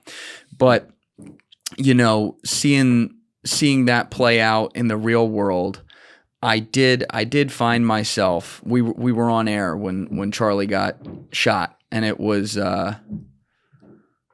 it was very. I mean, we were all shook, and when we finished recording and the guys left, I stood at my window out there and I watched people during rush hour coming home from the train, and these are all people who, they represent every end of the political spectrum. And ironically, I didn't see anyone really even buried in their phone or anything like that. I saw people walking along, talking to each other, and I was like, you know what? It can be like that out there. It can be a little better than just everyone yelling at each other. But I do hope that something like this is certainly not a precedent in any way. And all political violence should be condemned in the harshest of form, not just political violence, but any violence whatsoever against speaking, including speaking that you hate. And I'm thinking of some of the things that I hate in my head right now. The other side of that is far worse. Mm-hmm. I agree. And it's interesting. I was recording that day also. And, being in a show is a strange microcosm of silence that rarely exists outside of a recording studio. I mean, really the only other thing I can think of is either when you're asleep at night or if you're on a plane with no Wi-Fi and you're disconnected because we are so connected second by second, day in, day out of news flashes and, alerts on your phone and people calling or texting saying, dude, this just happened, turn on the news or whatever. Right. And so the first break that we took, it was right after it happened. I mean, it was like 2 minutes after it happened. So it was just, he'd been shot. There's no other details where I was like, man, that's wild. I wonder what happened. And then we sit back down and went for like almost 3 hours before we took another break. And then by that time, of course, the video was out. Right. And it was just such a weird feeling, getting it broken to us in two pieces or phases with several hours apart. And I had, a guy who'd been an undercover cop and a SWAT guy and, decades of drug deals gone bad where he'd almost been killed and, lots of things gone wrong in these undercover operations and lots of wild stories from. And a guy who understands evil and knows violence and has lived kind of by the sword for a long time. It was really heavy. Just like this unspoken, like he and I weren't really saying anything. We were just kind of looking at each other weirdly. And it reminded me, of course, not the same, but there was a similar feel or vibe to the morning 9/11 happened when I was at SEAL Team 3 and we were all just kind of stunned and shocked and almost didn't know what to think. There was an element of that same day, which I was not expecting again. And I think, again, it boils down to what it reflects and symbolizes and, where he was shot and how, and just all of the different kind of intangibles or parameters that complete the story to symbolize what the taking of his life actually meant, right, with all of those things kind of woven into it that, that were really, really earth-shattering. Yep. Yeah, it was definitely, I agree with you. It was more heavy than I thought it would be. Just, what I would add to that is it's not even so much like, those 9/11 and Charlie are two very different events with wildly different reasons. It's the fear of precedent setting. Yeah. When you're watching 9/11, you're like, someone did this. The whole world's about to change, right? When you watch something like this, which, the case is a whole nother thing, but, this has now happened. The whole world, and particularly our country, could change now in a very wrong way if we're not careful. And I think that fear is something that's palpable. Yeah, I think the not knowing, it's the fear of what's coming now because of this, and there being such an overwhelming feeling of uncertainty wrapped around it that it was palpable for sure. Well, Mike, this has been an awesome conversation. They're getting ramped up with the fucking taking the walls down over there. We've been talking for almost 3 hours, so I think that's fine. They've been pretty patient with our other recordings, but it's always great talking with you. It was awesome going on your show. I guess that's coming out pretty soon, so we'll make sure we get that to all our people so that they can watch that and hopefully not see me make an idiot of myself. But you're an amazing, amazing interviewer. Your show is great. You've been doing it a long time. Mic Drop Podcast. We will have that not only linked, I'll probably collab this with Eric as well, awesome, so people can literally hit it and subscribe right on underneath the title of the video. But I look forward to doing this again sometime, my friend. Likewise. Thank you much. Always a pleasure being here. All right. Everybody else, you know what it is. Give it a thought. Get back to me. Peace. Thank you guys for watching the episode. If you haven't already, please hit that subscribe button and smash that like button on the video. They're both a huge, huge help. And if you would like to follow me on Instagram and X, those links are in my description below.